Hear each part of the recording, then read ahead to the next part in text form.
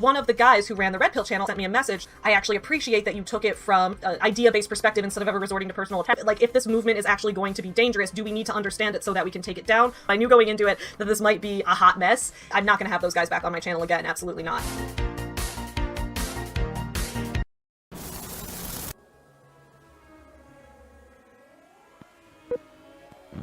'79T 2458 Learning Corp Little Red Riding Hood. Take one.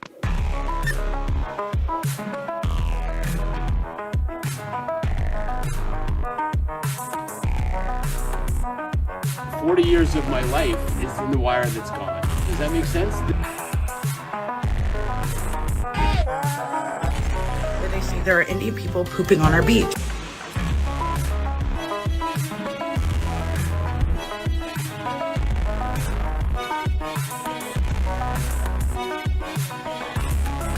It's a spool of wire. 40 years of my life is in the wire that's gone. Ray, the guy who did the cover design for Dog Walker, sent me a bunch of the Ray is Here stickers. Now, I'm not the kind of guy to put them on the laptop. I think it's really cool. Gave me a nice little note. Thank you, Ryan, for love and support. Keep crushing it with all your books. Very cool. It's just neat. Honestly, as far as creatives go, he's probably had the best, like, what's the word I'm looking for? It's the one nurses do. Bedtime service, whatever. The one that the difference between a doctor who's cool and a doctor who's a prick. Bedside manner. He's got the best bedside manner of any creative I've ever seen. So I actually have a plan coming up. Well, so we're gonna get into the topic, which I mean it's kind of a broad topic, but so Softbone. It's funny. I was talking with Rob yesterday, and to date, this is probably my favorite out of all the projects I've done. And it's my favorite as in, like, I think it's done the best out of all the work. I think it's the one I'm most proud of. Also the one that's had the smallest amount of sales. Which, I mean, I'm not complaining. I just do find it funny. It's yeah. Mostly because there's a bunch of AI slop coming out right now for Kindle, and that's for everything. It's everywhere, and it's not genre specific. So on Substack, Jack was saying this too. There was this one guy with an AI generated profile picture, which I assume that codes for Indian dude. And he was always like very excitedly posting about stuff in my thing and in Jack's thing and Nuke's thing, and it was very strange. And eventually I'm like, I want to check this out. Every now and then if I see somebody long enough, I kind of get to know their name, and I'm like, I wonder who the hell this is. And he had written, it's always the same thing, man. They started writing in 2022 and they have 20 books. And you're like, oh, all right. And then I go and I look, and like, what's the first one on there? It's basically Dread. The same title, same cover. It's just his was like, he told AI to generate, because mine is like a composite. I got it to generate like a whole bunch of different assets. And then out of all those assets, I put them together in a way that does it. Mike's a little quiet for you. Here, this should help. This should help for you. Yeah, and it was like every one of my books, he had his own on it. And I grabbed a sample of the one and I read, and it's pablum. It's the same as like a GPT prompt. So I wasn't a fan of that, and I blocked that guy. I'm like, all right, well, I guess that's just the way things are now. And then I'm like, well, I'm moving on to fiction, so whatever happens, happens. And then there's this bunch of other dudes on there, Lit RPG, all these kind of things. They're just telling ChatGPT to write stuff on. It's the same thing, and it's like, I can't be surprised about it. Because, like, from the Red Pill side, I've already talked about the MP3 effect here multiple times, where people will trade accessibility for quality. And I've used that to reference women. I've used that to reference music. It originally started with music, where people loved records, live bands, and the MP3 was the horrible sound. It was like the worst quality sound of all of them.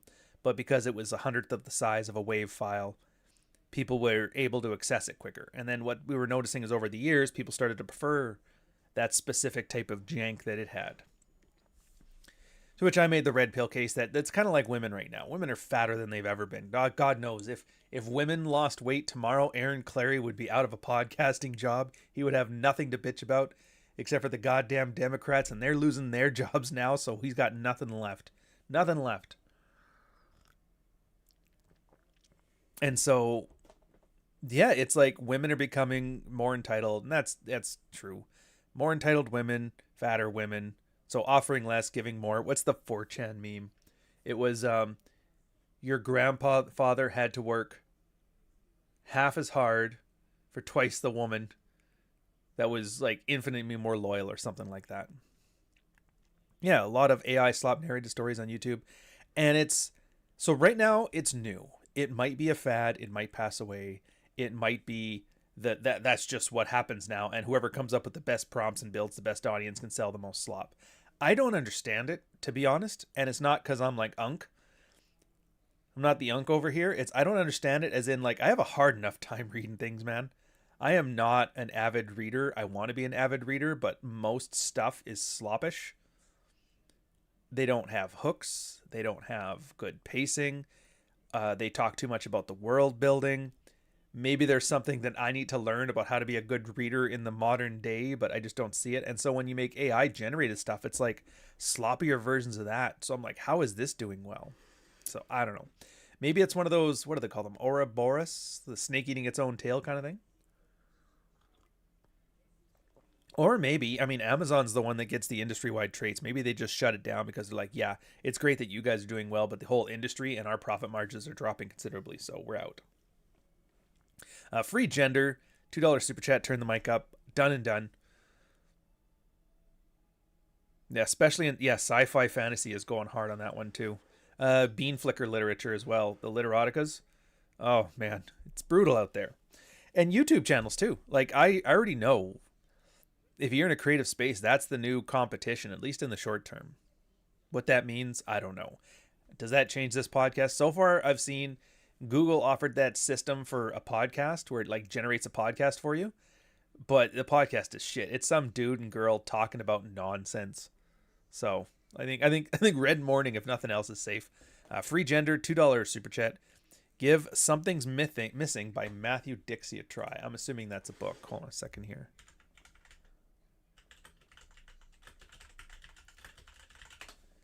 Let's give it a shot. Oh, I see here now. Something's Missing, Matthew Dix.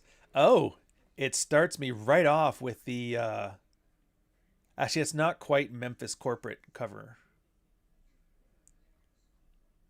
Interesting. It's a Penguin one.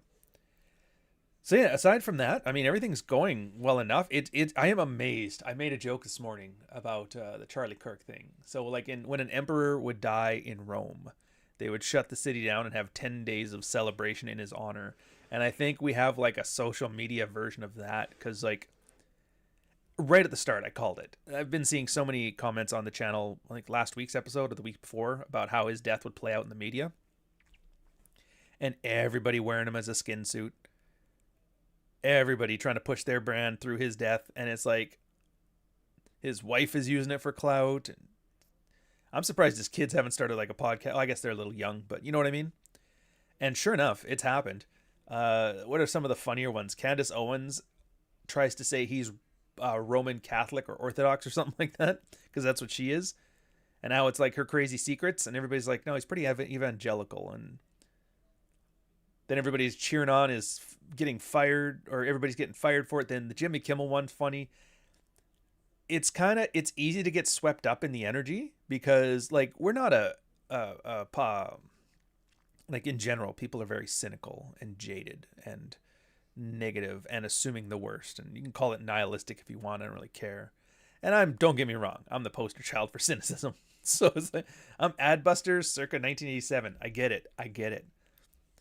But the Jimmy Kimmel one, it's like it's easy to get swept up in that energy, but then you kind of look into it. And this is kind of for everything. You look into it and you see the show was costing them like $50 million a year, and it was losing money. It had 160,000 viewers. That's it. 150. Tim Pool gets that on an episode, and I guarantee you they're not spending $50 million a year on their thing. From what I understand, he's too cheap to even fly the guests out to come see him. So, like economically, it's bound to happen. And then the FCC, I guess, I think it was the Biden administration. I'm really bad at American law here, which, typical. Who isn't? They had some FC thing about hoax and fake news. And so when he was spreading some of his jokes on there, it came under that purview, and they're like, yeah, cut this shit out. And then he decided to pull Disney thing where he's like, no, I'll do what I want. And then the station was like, dude, we can just save 50 million on line items today. And they're just like, all right, you're out. And then everybody's crying about it, except for, all the people. But then here's the problem is that we get this bread and circuses crap, right? Where everybody's like, we got him. Mission accomplished. And it's like, hey, those judges that were screwing people over, the credit card companies that were debanking people, the politicians that are bringing in infinite Somalians, it's kind of like, what did you really win? This is a very Pyrrhic victory.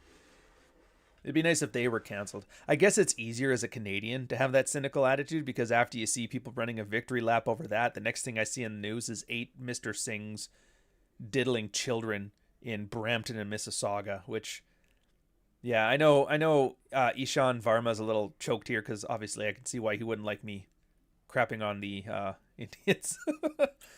But it's like, dude, you have no idea how bad it is here. And I'm not the worst. I go on TikTok every now and again to post stuff for the book, and the most racist people on there are Indians that came here. Their parents came here in the 1980s. Like, they have a very Canadian accent. There's none of that, I don't know what to call it, that Indian twang to it. And they're going hard. I was like, oh my God. I thought I was bad. I'm not bad. But again, you get all of this stuff happening. You get bread and circuses happening. You get everybody cheerleading victories for their side. Meanwhile, there's nothing actually happening. Oh my God, Jimmy Kimmel, who I never watched, now isn't working on a channel that I don't ever watch, doing a show that I never watched. It feels like victory, It feels like victory. And then a bunch of like losers that do nothing, like work at Home Depot or something, or Office Depot, get fired. Yeah, they're getting fired. Meanwhile, everybody who's actively harming the average person's way of life, still doing fine. The US aid thing, the canceling of that probably was the only actual victory, and that's worldwide, because it was amazing how many people had their hands in the trough on that one all over the world. There was a lot of Canadian stuff that got shit canned. I was like, that's weird. You guys are losing money and you decide to quit the day after US aid gets cut off? I'm just saying, how did that happen? We have our own where it's like a global affairs fund, but it's like Canada doesn't have the economy to make that. We can fund some CBC show. That's about it. Yeah, Shu says they're never taking our guns now. Is that a win? Oh, yeah. I mean, they're not. The reason that they're not taking the guns now is because America is balkanized enough by its organization, and there's enough guns there that you just can't. So I think it's hilarious that everybody's always making fun of these gun nuts that buy 50, 60 guns or whatever, and they have them in their house and they're loving it and they're doing all the goofy shit. But technically, they were the one that flooded the consumer market so that taking people's guns doesn't really happen. Like, even if everybody wanted it to happen, you're going to get them all? You can't get them all. There's too many. So it's great that Shoe on Head is still, I can't believe she's still making money doing videos, by the way. One of hers popped up my feed, it was like 1 million views after a day. I'm like, God damn. And I guarantee she's phoning that shit in. I'm putting production value into my Orion shit, and she's phoning it in and just crushing me. Either AI, the best ways to get into business now is to be an AI or be an influencer 15 years ago. Yeah, but so I mean, it's like, you kind of tap in. It's like when things are going different and things are changing, you just tap into what you know. And in this case, it's the red pill stuff is what I know. I know other things, but I mean, for the sake of this argument, it's the red pill stuff. So what's the red pill stuff? Navigate. It's great to have like a bitch session with your buddies over a coffee, but eventually stuff's not going away. So you're going to have to plan something. So what are you going to do? And then B, treat it amoral. Yeah, it's great. Oh, the goddamn liberals, and you get mad at that. Fucking conservatives, and you get mad at that. But there's people clawing out really good successes. And all they have to do is, like, first off, they get off their moral high horse. Turns out the horse isn't faster than the man. Just get in there and start walking. So what's the case in here? I mean, business-wise, Canada's 13 years into our lost decade. We're in a huge recession right now. America's in a recession, not as bad, but, good for you. But it's still a recession. And then the H-1B visa thing, oh yeah, but they canceled. They're making them pay for it. It's like, well, wait until it's implemented, because I want to do this. That's how they always sneak shit through you. Plans to make this happen. As soon as you hear that shit, just realize it's not going anywhere. So I would hope it would. If you guys don't know what it means, is if you wanted an H-1B visa, you have to pay $100,000 on top of any other fees in that. The idea is it raises the floor on H-1B. So if you can get an H-1B for like C-suite in your company, you can get an H-1B for a doctor that earns $250,000 a year. The economics still make sense. But for your base level programmer, probably not. Where do you keep your money in? Couch stocks or Bitcoin? I keep it in a lot of places. Like I have a small investment in Bitcoin and Ethereum. I have a lot of it in stocks, some in cash, some government deferred tax savings, which again, that one's bad, but legally I'm not allowed to move that one, which is kind of annoying. And then a little in real estate as well. So it's none of the fundamentals have changed there. You keep your investments out of a single thing. So if a single thing fails, you're not fucked. You're sacrificing potential gains. If you put everything into the biggest growing thing you've got, that's great. You can earn a lot more, but you can lose a lot more. So you spread it out and it's fine. But to date, when it comes to the red pill thing, like I was talking before, like, well, what do you do in this economy? And what do you do? Like, how do you invest? And what do you invest in here? And everybody tells you to Bitcoin this, and everybody tells you to stocks that. I've still found the greatest ROI on anything I've ever invested in. And this is something you can take to the bank. This is financial advice. If you're going to invest in anything, invest in yourself. I've had a giant return on investment on that, and that it plays out in so many ways. Like in the military, they had it's like a GI Bill, but there's 2 GI Bills in Canada. The first one is for those who want to become officers, and the idea is the government pays for you to go to university. They give you a stipend. You basically become a professional student. Everybody wants that one because they give it to you, and it's all paid for, and you show up and you're good, and you get to get 4 years off of work, and they love it. Hugely competitive. It's essentially if you're friends with the captain, you'll get in, otherwise no.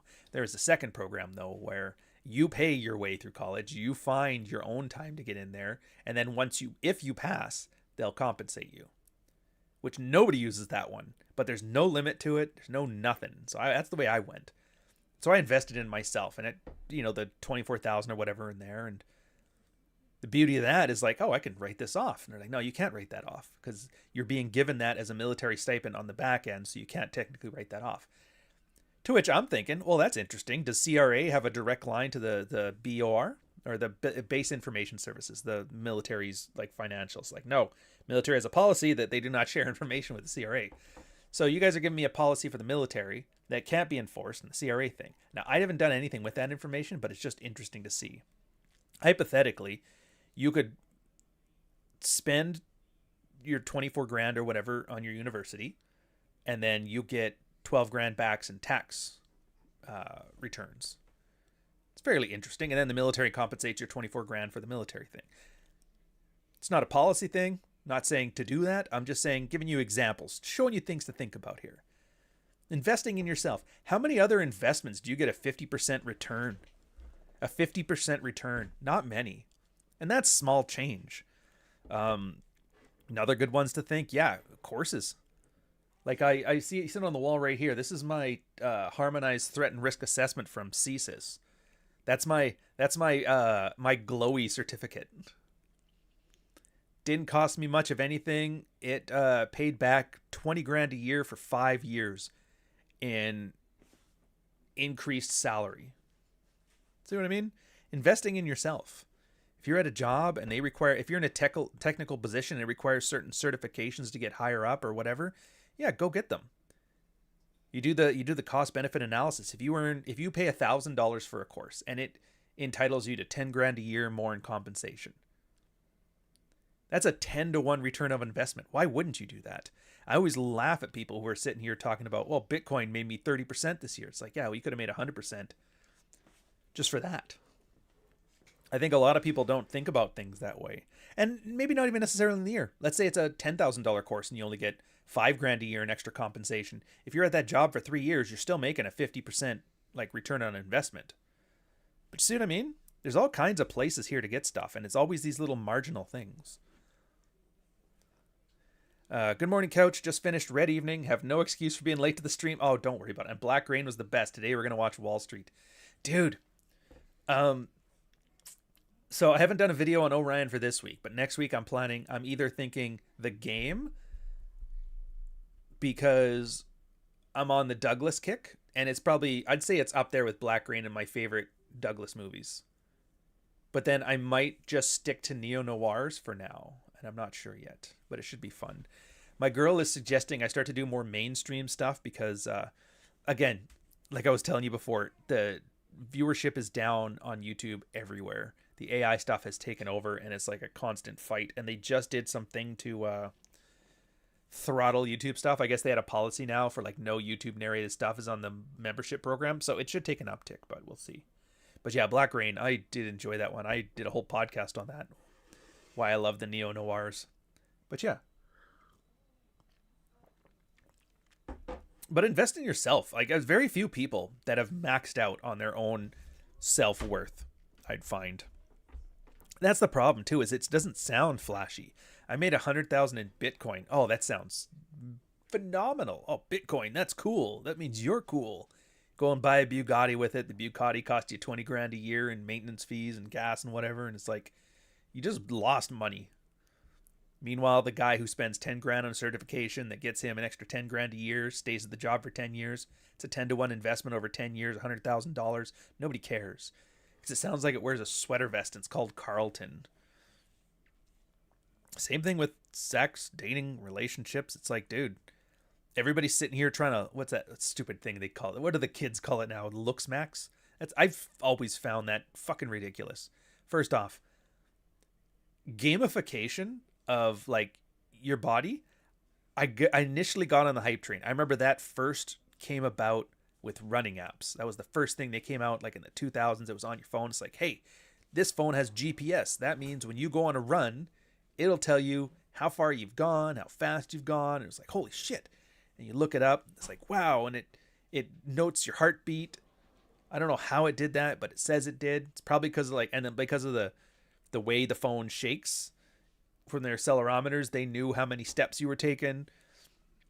And for a while there, it was cool. You'd go out and you'd wire yourself up. And I realized, like, dude, I got the headset in, I got the phone in here, I got a wire there. And I'm like, I look like a cyborg and I'm running and it feels good. And you get home and you check your running track and you're like, oh, there was always little stats you'd pull up. Like, oh my God, I found out if I go hard on the first, like just a 5K thing, right? Not a fancy run by any means. I'm not doing marathons.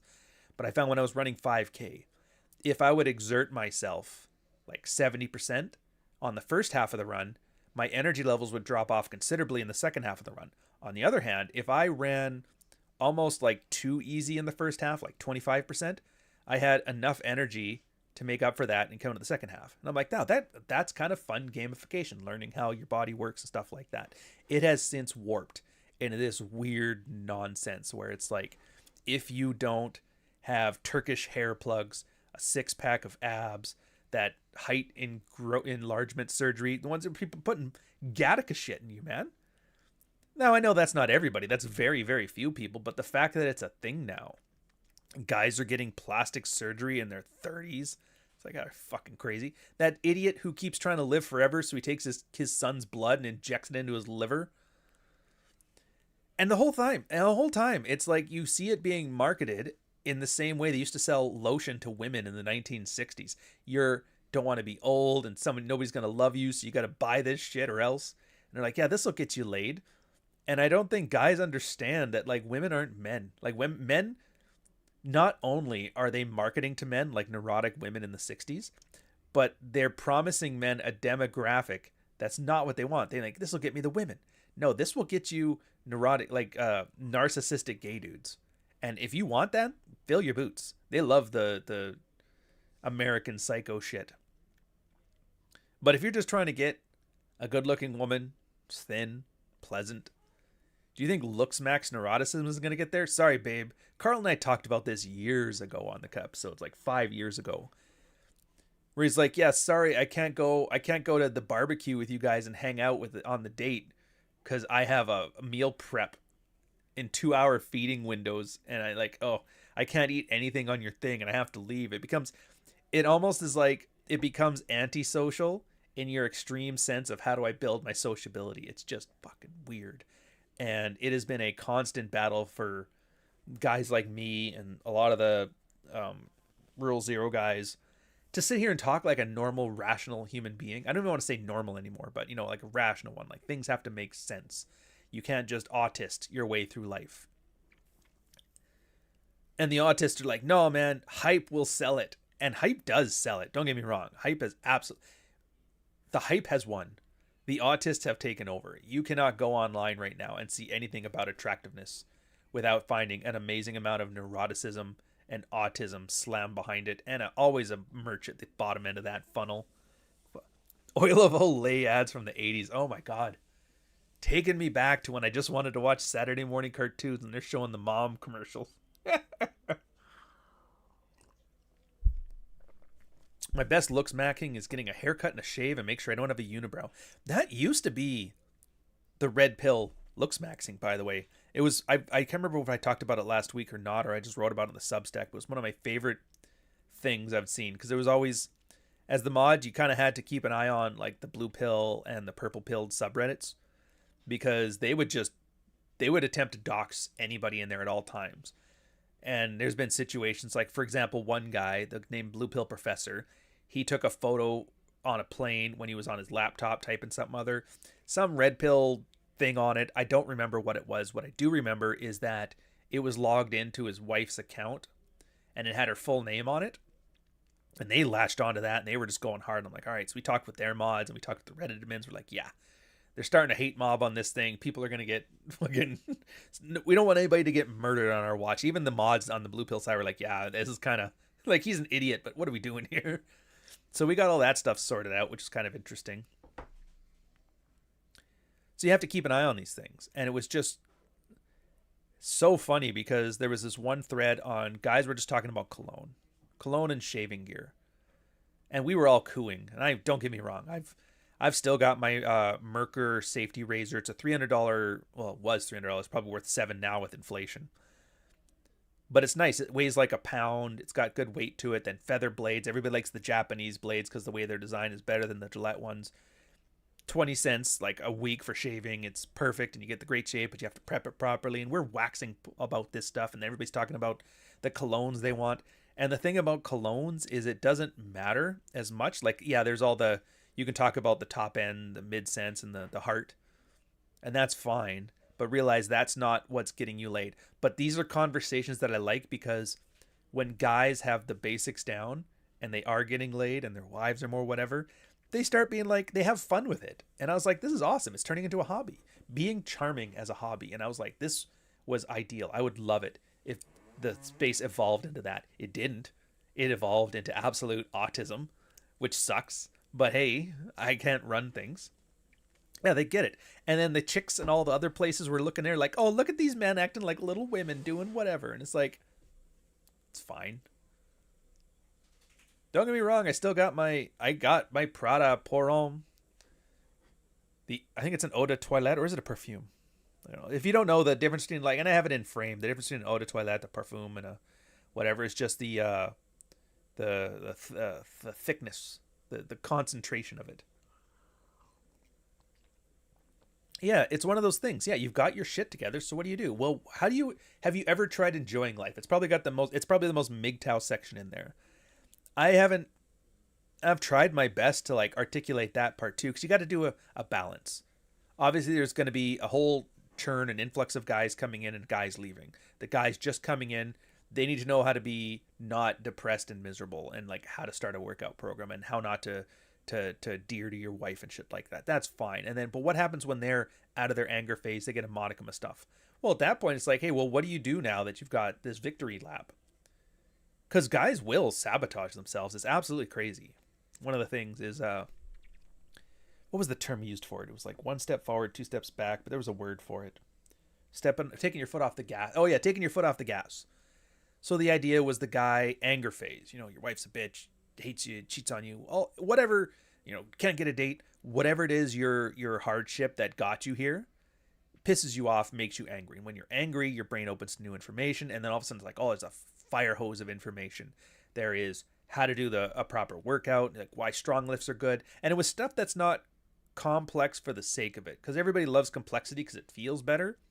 But everything had like a rationale to it. There's a reason you want to do strong lifts as opposed to 8x8 German volume training. There is a reason that you want to learn fogging. There's a reason you want negative inquiry. There's a purpose behind these things, and everything has a place, and a place for everything. And so guys get in there and they get it, and then all of a sudden you start, okay, like you may not get your Bugatti at the end of it, but people are noticing the things that were fucking with me are no longer fucking with me. Either I've removed them from my life, or I've learned that it's my problem is that I just don't deal with it well enough. Is the problem I have stronger shoulders or a lighter load? Doesn't matter. As long as you get there, you get there. And then guys would get there, and then you're not angry anymore, and you might even be happy. But the problem is, when you're happy, it's hard to do things. Like, dude, I'm content. Why would I want to spend all my time doing stuff? And again, that turns into a problem of motivation versus discipline, because at first it's motivation. I'm angry. Getting shit out of my way is how you deal with anger. It's a great motivator, but when it's not there, you need to fall back on discipline. And most guys have never had to develop discipline. God knows if I wasn't in the military having them drill it into my head, I wouldn't have had it myself, most likely. I pretty much doubt being a graphic designer in the early 2000s I would have had it. But who knows? Maybe they were crushing it then too. So what happens is the guy's like, all right, so I do better when I'm angry. And I don't know if it's subconscious or not. I couldn't tell you. I think most guys just don't think, and it just makes sense. Well, it's going to get angry again. Well, how do you get angry again? Well, you either tilt at windmills, make up a villain, have some shit go wrong, start getting mad at the fucking Democrats, or you start fucking up again. Actively fuck up your life. You know why? Because then everybody gets mad at you. And they're mad at you, they start doing their own shit, and they don't care about you, and it makes you mad again. You're like, yeah, the anger's back, now I can do it. And it gives you that second wind to start red pilling yourself some more, and it's awesome, it feels good. Except for now you realize it's different, right? It's different. Why is it different? Oh, it's because everybody kind of doesn't trust you this time. They're like, I don't get it. Is this like last time where he'll be good for 6 months, and then all of a sudden everything goes back to the way it was? Or is this like the real change? Or I don't know. And it becomes a little harder this time. Some guys quit. They're starting like, oh, the red pill ruined my life. It's like, no, you ruined your life. The red pill can't do anything. It's just books. It's books and people talking out their ass. Note swapping. So sometimes guys get caught in that cycle too. So I think it's one of those progressions you have to make is like, okay, now that you have nothing holding you back, what is it you want? And that's always the hardest question. I asked it. It's been a while since I've read Frame, but I'm pretty sure I asked it right at the beginning of the book. I've always asked it when on the subreddit days, and it's anytime I've ever had like one of the workshops and a guy first gets in there and they start talking about their life. It's always like, what do you want? Like, what are you trying to get? And you realize most guys don't know. They have no idea what they want. They've never thought about the question. They've never been asked the question. It doesn't even factor into how they frame the issue. It is always a big essay everything, every grievance they have. This sucks, this sucks, this sucks, this sucks. And then it always ends with some like advice. It's like, first off, no, you don't want advice. Even if I gave you the perfect advice, exactly what to do that would solve everything. What does solve mean? I can tell you exactly what I would do, but what I would do works for me. It may not work for you. I'm a godless atheist. If my way of solving things involves you leaving the church, is that doing you any favors? Probably not, unless you want to, but I don't know that. You don't know that. Have you even thought about that? My solution involves living in a big city. If you're a rural guy, you're probably not going to want that. So what, like, the only advice I can give you is what would work for me, which may work for you, but it may not. Question is, do you even know that? So no, you have to ask, what do you want? Well, what do you want? And more often than not, you ask a guy what he wants. The first answer is, I want my wife to do this, this, this. I want her to shut up. I want her to stop being a bitch. I want her to stop sleeping with my boss. And I want her to suck my dick more often. Like, that's great. So now you've just decided to make women your whole world. And it's funny because everybody hears the platitude, do it for yourself. And guys are just simping for women. And we laugh and it's like, that's not me he's talking about that idiot over there. But then when you drill down into what that statement actually means, what does that mean, simping for your woman? It's like, well, you made your woman your mission.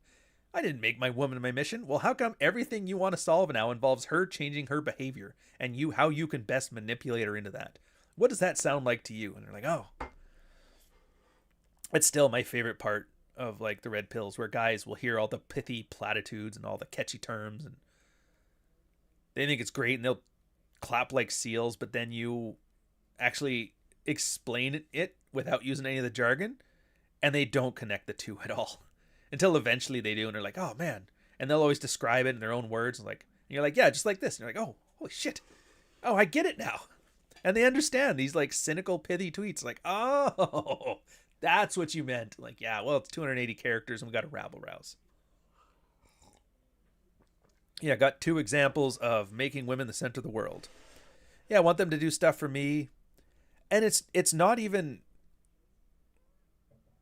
conscious. And that's the worst part, is you have to build a guy a self-awareness to understand, like, that's what the words mean. The communists have won in changing the meanings of things. I want my wife to stop doing this, and I want her to start doing that. Well, you've made your wife your world. Is that what that means? That's what that means. Well, why does that not work? Because here's the thing. You make your woman your mission.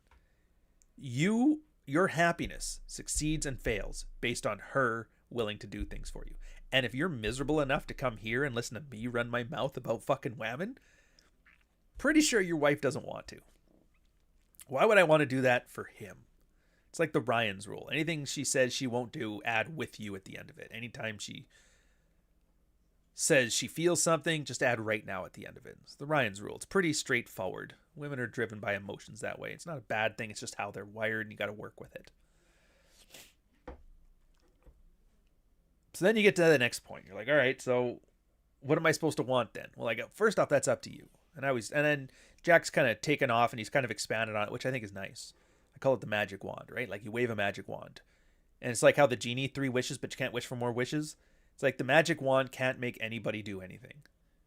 Nobody does anything. You wave this magic wand, what changes in your life? And then that kind of gets the guys, that's like a first step in getting a guy to think about things from his own mental point of origin, which again, sounds great. Mental point of origin, that sounds smart. Point of origin, that sounds very smart. That's got to be about me. And you're like, yeah, mental point of origin. Nobody around you is going to help you. Nobody's going to save you. Nobody's going to do nothing. In fact, people might even fight you on it because they like the status quo more. So what does change look like to you? What does benefit look like to you? You start thinking about navigation as opposed to some moral fagging, I believe they call it. You know what I haven't done in forever? I gotta sell books, man. Hi, I'm Kurt Vonnegut. I'm looking for Ryan Stone. What's that? Fuck me. Hey, Kurt, you read lips? Fuck you!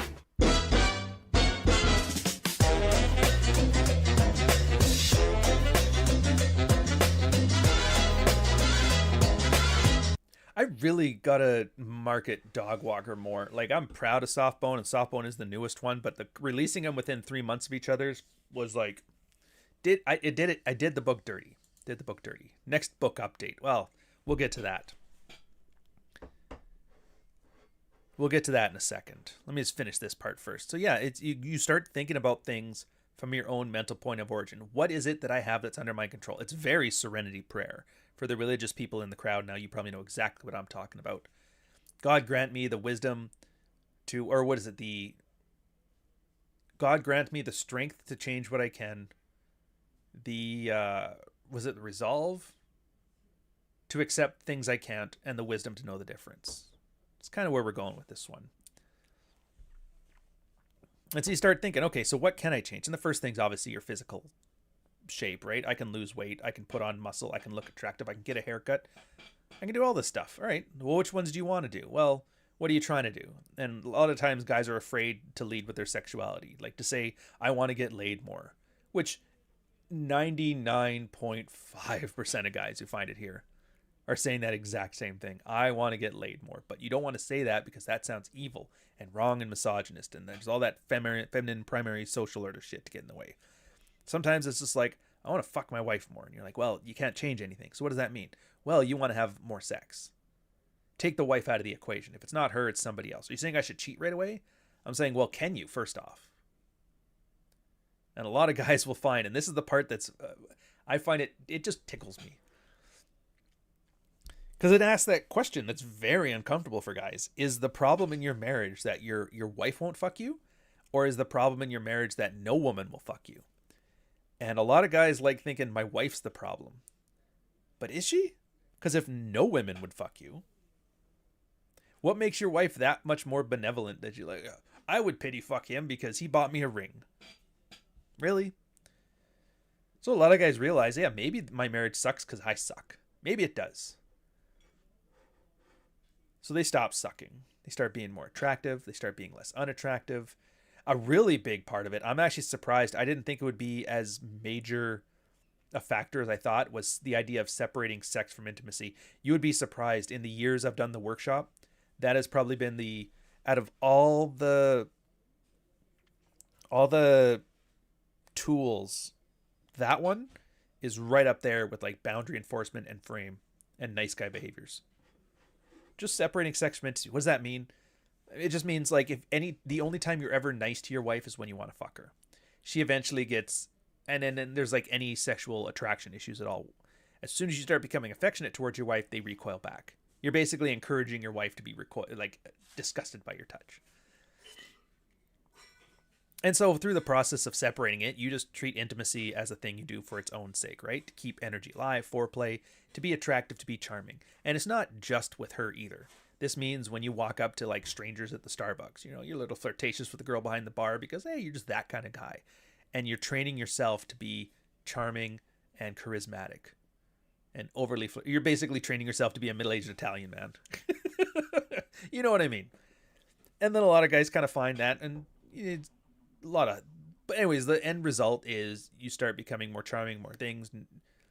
Wife's not disgusted by your touch, but at the same time, it's kind of like, you don't really worry about a lot more. It just works out better. I realize I have to make a whole podcast episode on this. I'd have to take a whole different set of notes. Do you have a structured marketing plan, or is it just YouTube channels? Are you just talking about for the book? Here, Jimmy, clarify what you mean here, because like I do a lot of things. So you have to specify what marketing which product specifically, which product and or service, and I can answer your question. I just realized too, I have it on top chat, not that. Yeah, money and women. Well, that's the thing. See here, Nishan's got the same thing. I want money and women. Okay, how much money? What do you need the money for? Money is never a goal. It's a means. How many products do I have? Well, at least 7 books, and each book is an individual product. The workshop, individual product. Each channel on YouTube is an individual product. Probably 10 altogether. And they all some make more, some make less, but all together. And it's, if you're working online or even offline, that is a risk mitigation strategy. The idea of somebody saying, I want to make $100,000 a year at X is fine, but I want 10 things that make $10,000 a year. Works way better, gets you to the same spot. And that's why when I talk about the AI like things and the book fights and all that stuff and the YouTube ones, it's not a death sentence for me. If the only thing I did was books, or the only thing I did was YouTube, and then that started dropping, I'd have an existential crisis. I'd start freaking the fuck out. You spread it out. So when something happens, it's a problem, but it's not a panic. Oh, the dog walker. I don't have one now. So with books, I mean, the marketing plan for the books has always been mostly about building the audience and not marketing it afterwards. So the marketing things afterwards, this is kind of new. I've been doing it with Softbone now because because these are fictional works, so they don't have to be a red pill crowd. So I get to expand that. But the problem is my funnels are all designed for red pill guys, like guys who want red pill stuff. So how do I funnel to people who don't care about any of that stuff, but do enjoy a good book? So it's been an adventure for me. I don't have solid answers to that yet because it's only been 6 months. It'll be at least a year before I can tell you the things that I've done, which works, which doesn't, and that it's just trying things. Trying new things, A/B testing, getting outside your comfort zone. To be fair, that's the part I enjoy the most about it. The one thing I learned is definitely spread out your releases more so you have more breathing room in between to do your advertising. So yeah. Fun to be had by everybody. Oh, you were asking before, so next book update. So as it stands now, I've still got Praxeology 4. It's in the can. I just got to do the desktop publishing and like a last read over if I want to make any last minute changes. So that shouldn't be too long. I'm probably going to release that. My red pilled book schedule is always around November. I like to have something out. So Prax 3 was November last year. Prax 4 will be November this year. Field reports, and then the next one's going to be called case studies, and you'll see the difference in the book. I might even just turn it into like an annual Reader's Digest kind of thing, because the new thing I've been going with this is, so like there's all this Red Pill stuff. Hundreds of things, tons of concepts. I've already done a cataloging of everything that was in there for Frame and Dread and all the stuff that's been disappearing on the internet. But then the newest one is, out of all of it, like, is there no hierarchy to what's more important than other things? So the one thing that's really nice about the workshop is anytime we're talking about stuff, when references come up, I'm just making a note, like, these are the things that have come up on this one. And then you'll see over the weeks, it's, okay, this one's coming up often. And so I'm thinking, like, that might be the next thing to do on the Red Pill thing. Yeah, I've got nothing else to say on it. But what I can do is offer a hierarchy, like the top 100 tools in the chest. Something like that. I don't know how to work. I haven't really thought about that part yet. That's probably a next year project anyway. But at the same time, with fiction, like I said, I've always got a book on the line, a book I've got down the pipe. The new one, Softbone 2, which I don't have a name for it yet. I don't know what to call it. Like Jeet Ali. I don't know. That one is...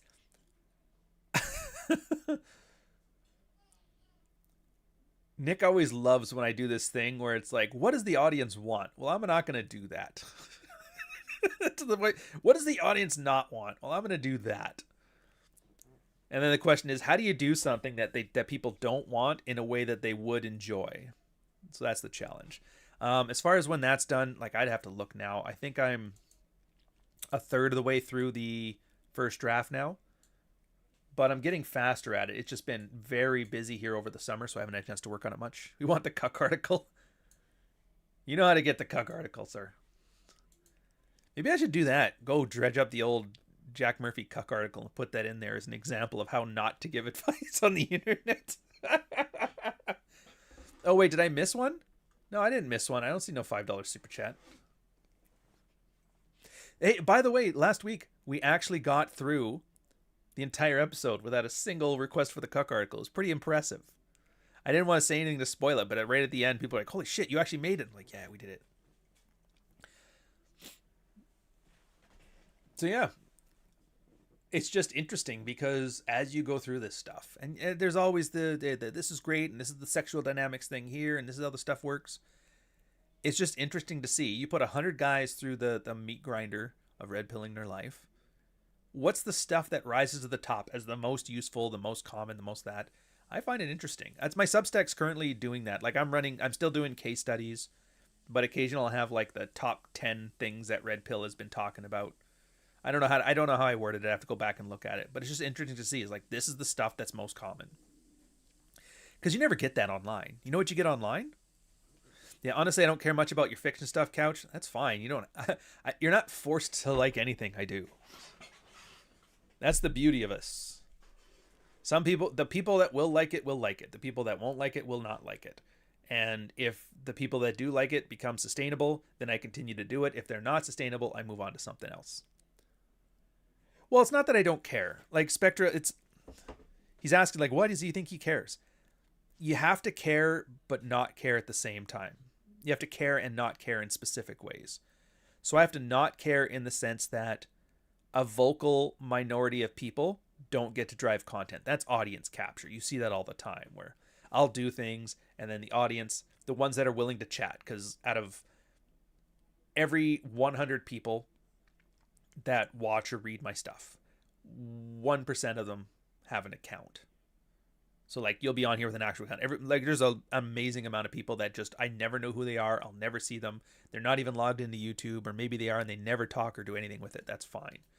So out of that 1% that actually have accounts that do stuff, there's like 1% of them that actually comment. That's you guys. You're the 1% of the 1%, which is fine. And you tend to be the most, by marketing standards, the most loyal and the most engaged demographic in your thing. So you have to account for them. But at the same time, if they start telling you how to do your job, you may alienate 99% of people. So you have to have a little bit of hate for your audience in that sense. But at the same time, if you're saying something's wrong, it's probably right.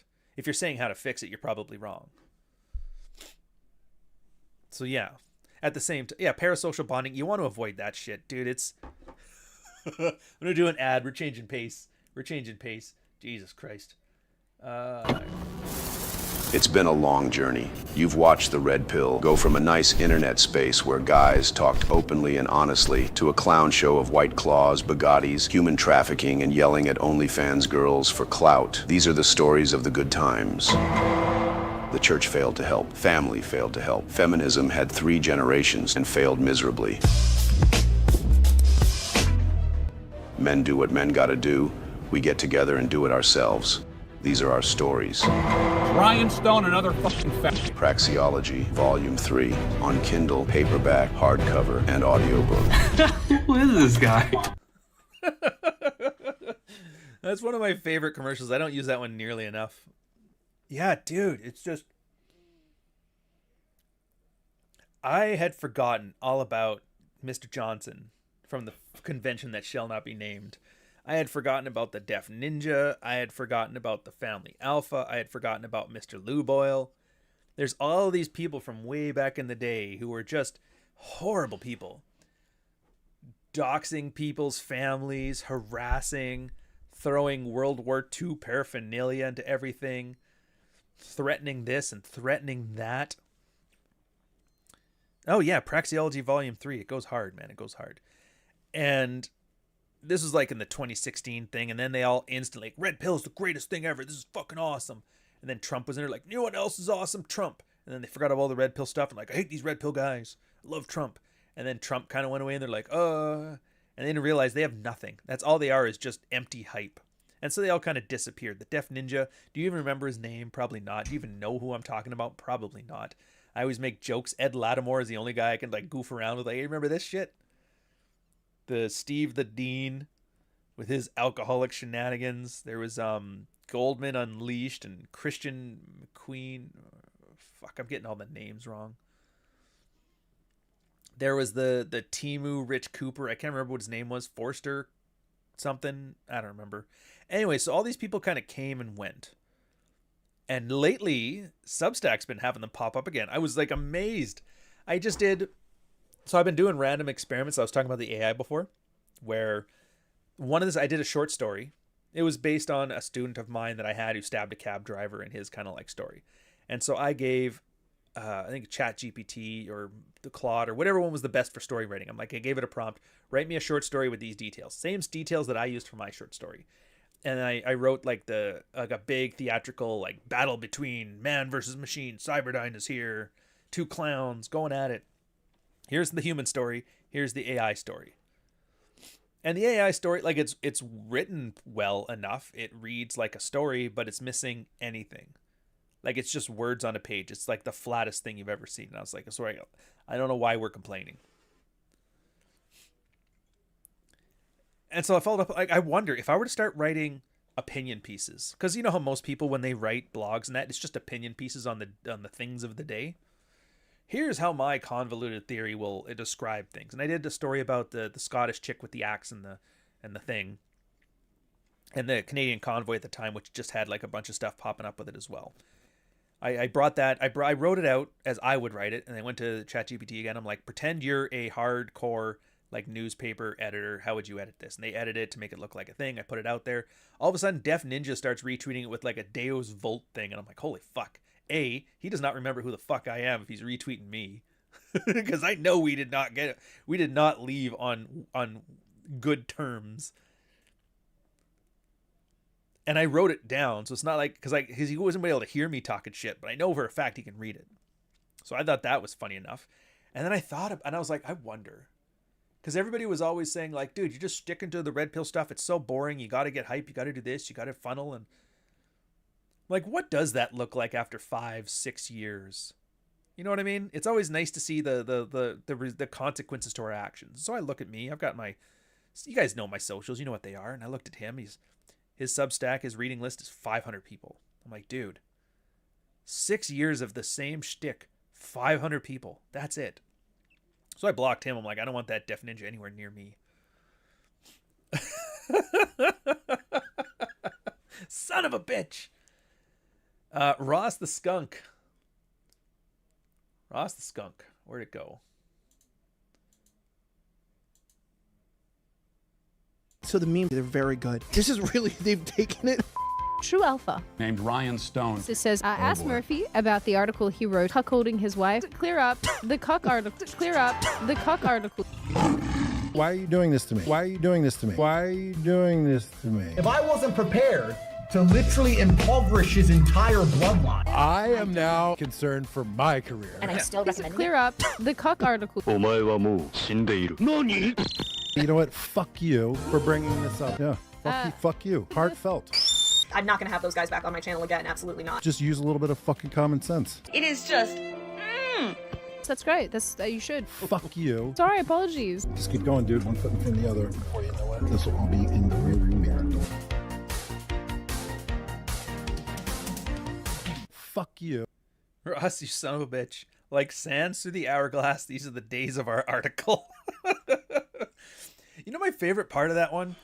It's when Murphy's bitching her out and she has like this very sweet, I don't know how to describe it. It's like a very sweet, sincere, loving smile, but it's kind of the smile that when somebody's trying to put on a nice face, like you're getting beat, but you're like, no, it's cool. I'm fine. Everything's cool. It's one of those very awkward smiles. Very fake. I don't know why. It just sells it for me. Yeah, you, Clary, and Rollo were the only ones that stood the test of time. And I don't know how to process that either. It's like, because it's not... Like, I'm not making millions off of this. I'm doing well, but I'm not making millions off of this. So is it just that I haven't aimed high enough? Or is it really just like a sustained thing over time? I don't know. But I will say that fucking threw me off. And then all of a sudden, the Lou Boyle himself, the guy who I would argue, he probably is the guy that ruined any momentum the Red Pill got. Especially from the subreddit side of things. Because he was one of the guys that wrote on the Red Pill side. Daniel is his name. GLO. He didn't really know anything either. His thing was just to be the petulant teenager. You know the ones where, I don't know if anybody here has teenage kids, but you know the one where the teenager is really good at like observing and just describing what he sees, especially if there's hypocrisy or like stupidity on it, and just does it in a stupid voice like this. Fuck you, Dad. And then Dad's like, I hate you, kid. Like, you know, that kind of dynamic. That was his thing. Very good at looking at things that were dumb and saying they're dumb in a very acerbic way.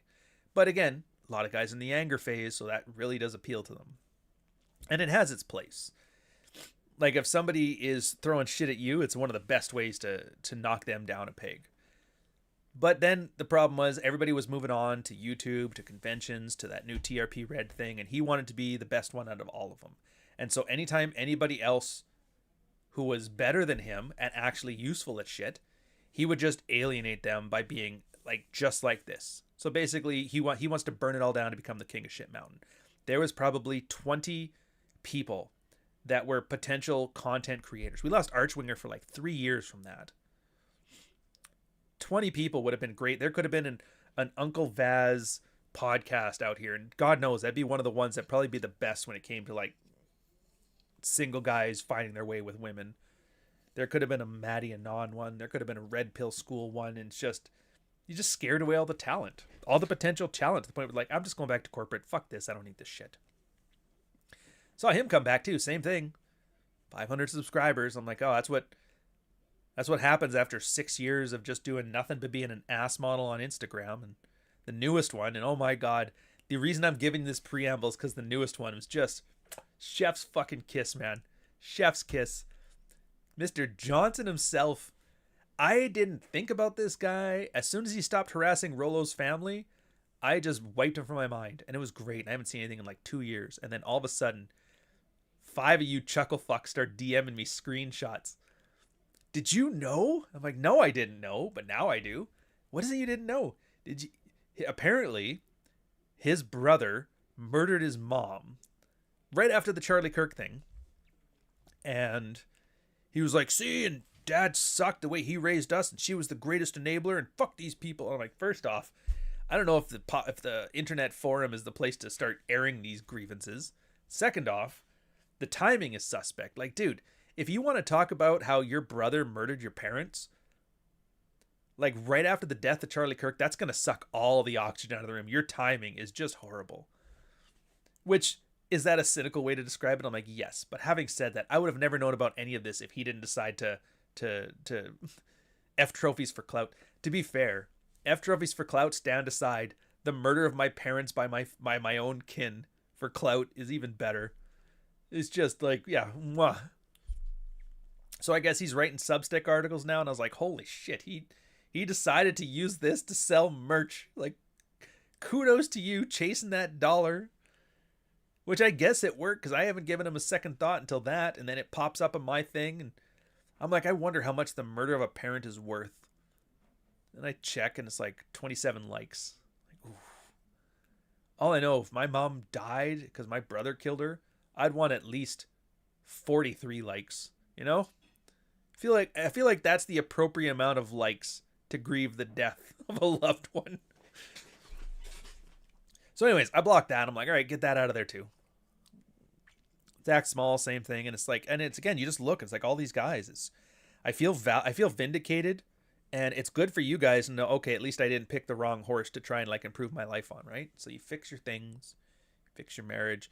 You just stay slow and steady. You focus on the basics. You just get the job done, and you let the compounding effects of success carry up, as opposed to like chasing after that once in a million lifetime bag, right? I don't need to make $1 million in crypto. I need a very consistent 100,000 a year in stocks or whatever. As long as I have that, it'll all work out, which it does. Oh, who am I not talking about? It's almost worth going back. So at the very beginning of all that nonsense, Carl and I got drunk at like 9 a.m. with Chesty, and we used our love and knowledge of 1980s and 90s wrestling to make a WrestleMania reference to all of the speakers and all of this bullshit. Like Brutus the Barber Beefcake was George Bruno, and I can't remember who was who. Dino Bravo was the Dino guy that was working for the War Room. Excellence is a habit, not an endpoint. That's just it. I don't even consider it excellence. I think there's a matter of factness you have to add to it. Which I guess is what you mean when you say as a habit, not an endpoint. Like, what are you supposed to do? Like, you're doing this for a living. You're married as your life. You have a family on your thing. You're trying to get laid. This is the environment you're in. Why would you not act to a certain level of competence to it, right? Everybody's searching for the excellence. Everybody's searching for the top, the pinnacle, the greatness. It's like, yeah, well, why don't you just focus on, the toilets need scrubbing. Put the fries in the bag, sir. What's the fries in the bag for your particular thing, for your marriage? Putting yourself in a position where you're not giving your wife a reason to hate you. Huge. And some guys they've got that shit down. Theirs is a different one. I'm amazed every time I write an article or a case study that was based on like an LDS guy, or you'd think of them as Mormons, but apparently that's a pejorative. So you say an LDSer or LDS. I'll get a ton of comments from Salt Lake City guys going, dude, you have no idea how bad it is, and nobody's talking about it in the LDS community. And I'm like, I believe it. I absolutely believe it, because every time I put one of those out, they're great. And that's the problem, is that there is so few defectors in the specific, like the Mormon culture, that I don't have a lot of notes to swap on it. So I have some very universally applicable stuff, but Mormon specific or LDS specific, it's harder to come by. So, but every time I do, so I mean, the cynical one of me is like, well, just take everything you do normally and just throw Adam Smith on it. Like, or Adam Smith? I can't remember the guy's name. Just slap a coat of Mormon paint on it. Like, yeah, maybe. Yeah, how you do things is greater than what you're doing. Yeah. So, and it's kind of the way I've articulated it to guys is like, stop trying to build a certain identity. You don't want to be this. And most guys, when they first decide what they want, they pick identities. I want to be like an alpha male. I want to be a pinnacle of man. I want to be the patriarch in the family. And it's always an identity. And then they add symbols to it. And like, those kind of guys do these kind of things, and then they don't do these things, but they demand everybody else like reinforce it. It's a narcissistic fantasy, essentially. So it's like, yeah, okay, no. Stick to goals. Stick to actual, tangible, binary things that we can say, you have done this, you have not done this. Well, what happens if they don't get me close to my goal? Then you change the goal. But you won't know that until you've like made some progress on here. And it kind of forces people, instead of looking at who they want to be, focusing on what they want to achieve. And that is, again, that's one of the most deceptively hard things for a guy to do.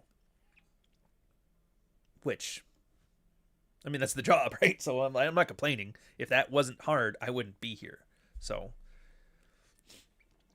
but there's always a new one. It's not, and it was like, oh, you just keep them going for a life. It's like, no. There's always another one. It is amazing the amount of like listless, aimless guys. It's an infinite wellspring. So yeah, no, you want them in and out as fast as possible. McDonald's sells 1 billion hamburgers. Do you think they do that by like convincing you to stay in the store? Nah, man. In and out. I got the next guy. Yeah, when the fantasy shatters is the anger. When the fantasy shatters, that's zeroing out. In fact, it might be worth on revisiting some of the older concepts. Like, what does it even mean to be zeroed out? What does it even mean for mental point of origin? It'd be good stuff. Yeah, that was the best stream. Yeah, I gotta admit, it was fun for that first year when we would just be day drinking at 9 a.m. on Saturday talking about stuff, but it got old fast. I'm like, I don't think I can drink every morning. So I switched over from beer to coffee, or whiskey to coffee. I remember that it wasn't even like wine or beer for breakfast. It was like hard liquor. And of course, Carl was divorced. He didn't give a shit. He's like, yeah, just do it. I'm divorced and I got a whiskey still outside my patio in Alabama. Let's fucking go.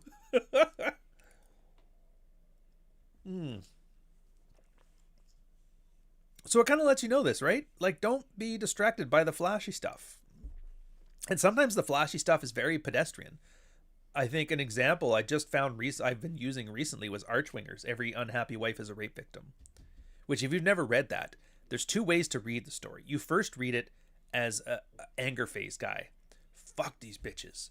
But then once you're past that, you kind of read it for its purposeful intention.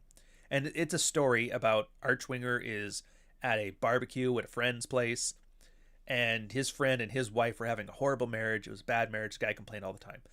Husband starts getting laid now, and he's bragging, running victory laps like, yeah, sex life's never been better. I'm fucking crushing it.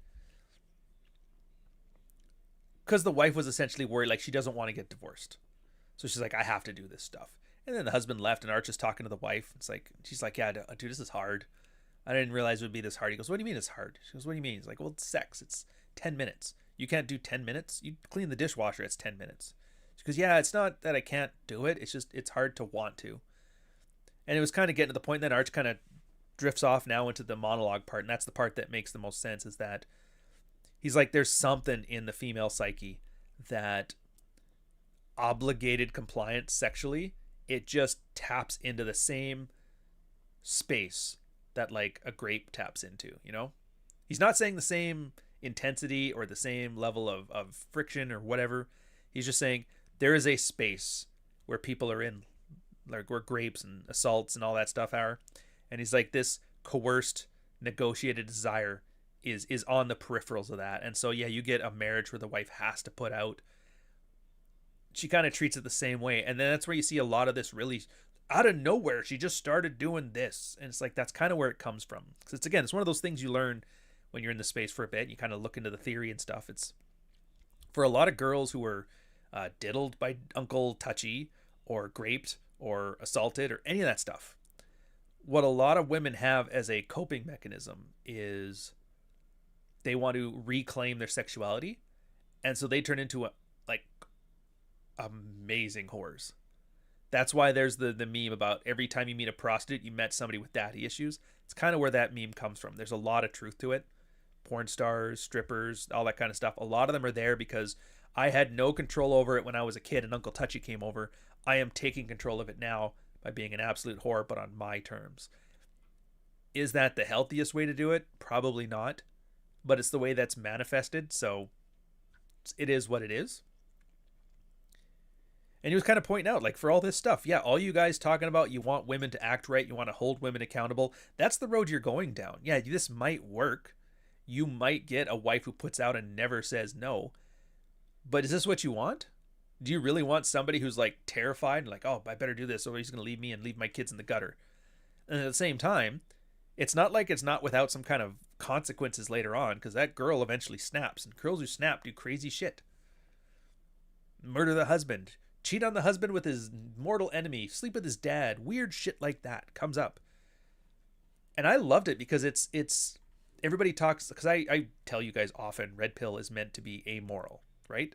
As in, like, leave your morals at the door. Just look at efficacy here. You can't be immoral because you're you. You're never going to go against whatever ethical framework you have. You can change it if you find it suits you best, but you can't just ignore it unless you're a fucking psychopath.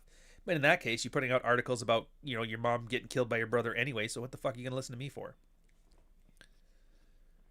And he's talking about it like a sustainable one. Yeah, so you can go that route, and eventually shit's going to blow up in your face. And what do you think's going to happen with a guy who's considered himself the patriarch and, yeah, I got a wife that never says no, and then she pulls some out-of-pocket shit? Zeroed out. And you end up just right back at the anger phase and step one red pill anyway. So it's like, why did you waste all of that time being Myron just to come back here again as like a first-year recruit? It's like fucking sustainable.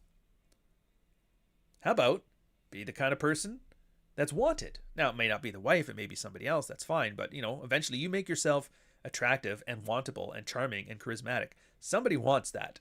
There is a dearth of sexually attractive men anywhere. It's hard to find. So you become one? You think you're going to have troubles? No, man. There's the one guy on, fuck, I forgot his name already. God damn it. Hold up a sec, I gotta pull this up.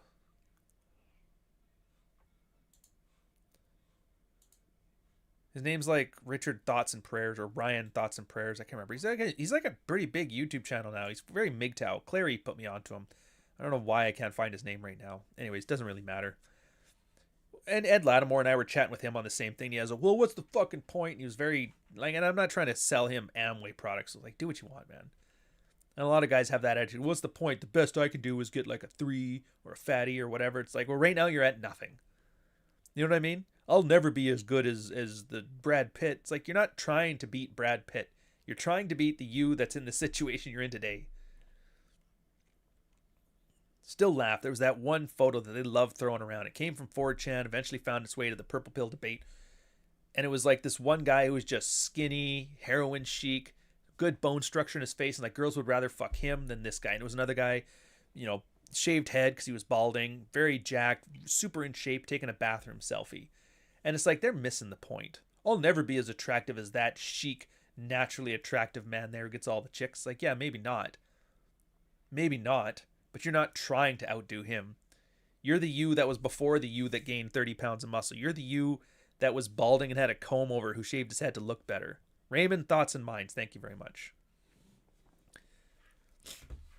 Yeah, I'll never be as good as this guy. You might not be. You're going to do better than you are now. It's like, well, that's not worth it effort. That's a lot of effort for a girl who's a little bit more attractive than what I can. Like, well, how does progress look to you? To me, it looks like things getting better. Well, it's not getting better enough. Well, it's like, what do you want from me, man? What else are you going to do with your life?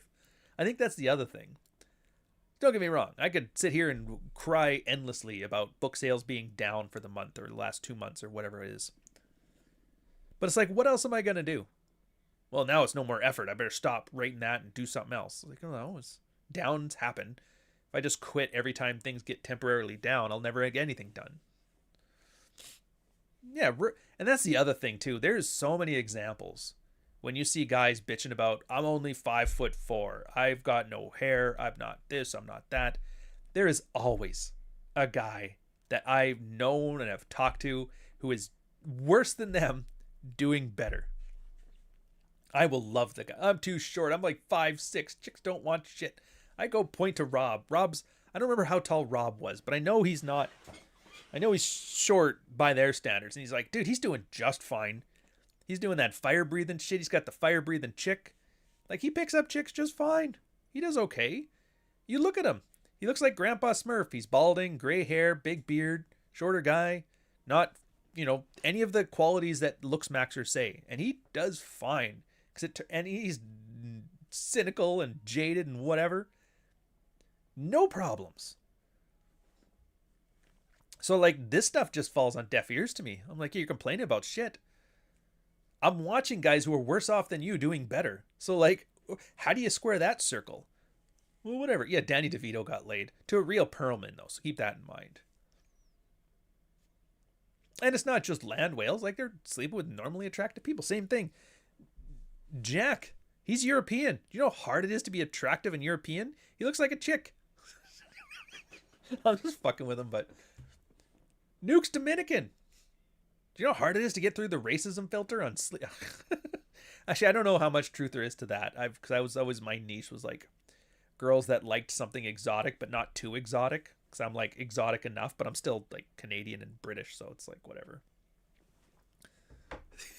Not black Dominican. That might be, Nuke might be in that same thing as me, where it's like I've always wanted to date a black guy, but they're not willing to go all the way. So like, you know what, the Dominican, that's close enough. Plus he's funny and charming and self-humorous. I'll go for that. I don't know.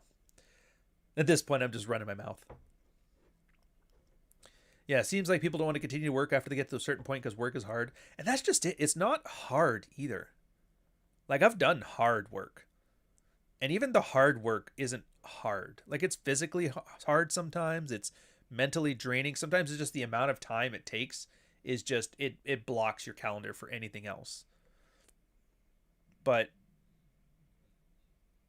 I always look and you're like, you look at other people like, he made it through.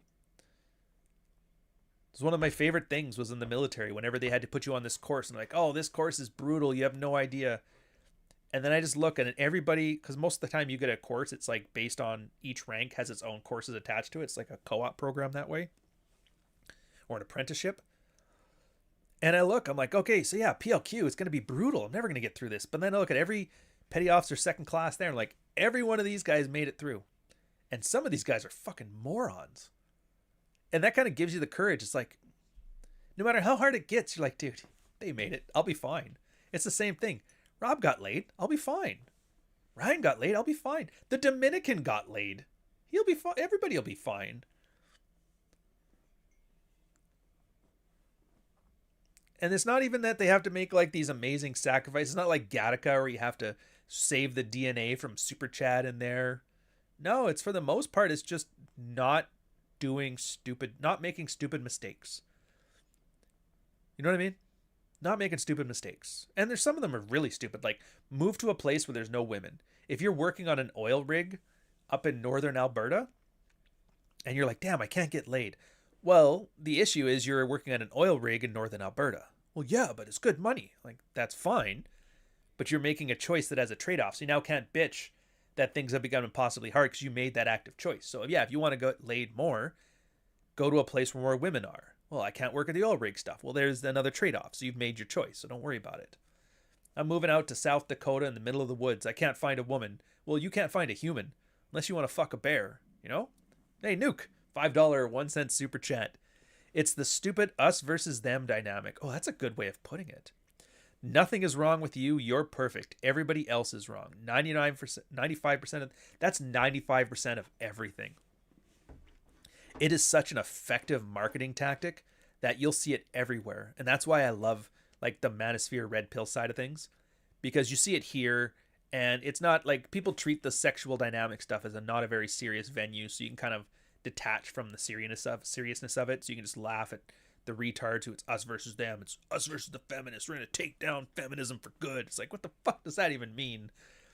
Those trads are going down. Those liberals, fucking liberals. And then you realize by the end of it, like, yeah, the people that are talking about taking feminists down, they're doing sneaky fucker game as well. They're just doing it to a different demographic. Or the ones who want to attack the trads, they have like I've shit on trads more than anybody. But then you come and look at my relationship. It's a very traditional relationship in all but like we don't churn butter. Rolo, same thing. Oh, he's a degenerate clusterfuck Vegas fucker like this. He's been married 23 years, has a kid. Nobody's ever cheated on anybody. He's got the most traditionally conservative marriage in the sphere, and all the trads hate him. They hated him for his message. Shut the fuck up, man. The only non-traditional thing he's got is an electric guitar. And even then, he's got ones from the 80s, which is pretty traditional as far as electrics go. Fucking Ibanez. Hair metal. What's more traditional than a 50-year-old genre of death metal? You see what I mean? But then, and here's the part I love. So, like, I delve into, like, media savviness on this because I just find it such a great avenue that people, like a skill set guys learn after doing the Red Pill thing for a length of time. There's a reason why some of the best marketers you see out there, and as much as I hate him, Cernovich, came from the Red Pill space, got really good at marketing from it. 'Cause turns out all this goofy shit we have here with like the us versus them dynamic, like Nuke is saying, everybody's wrong, you're perfect. It all translates really well if you want to start selling gorilla mindset pills or books. And yeah, so you start to see it everywhere. I remember as soon as I started doing Tekken online for pennies. Thanks, Andrew. It was the greatest idea you've ever had. It was the same thing.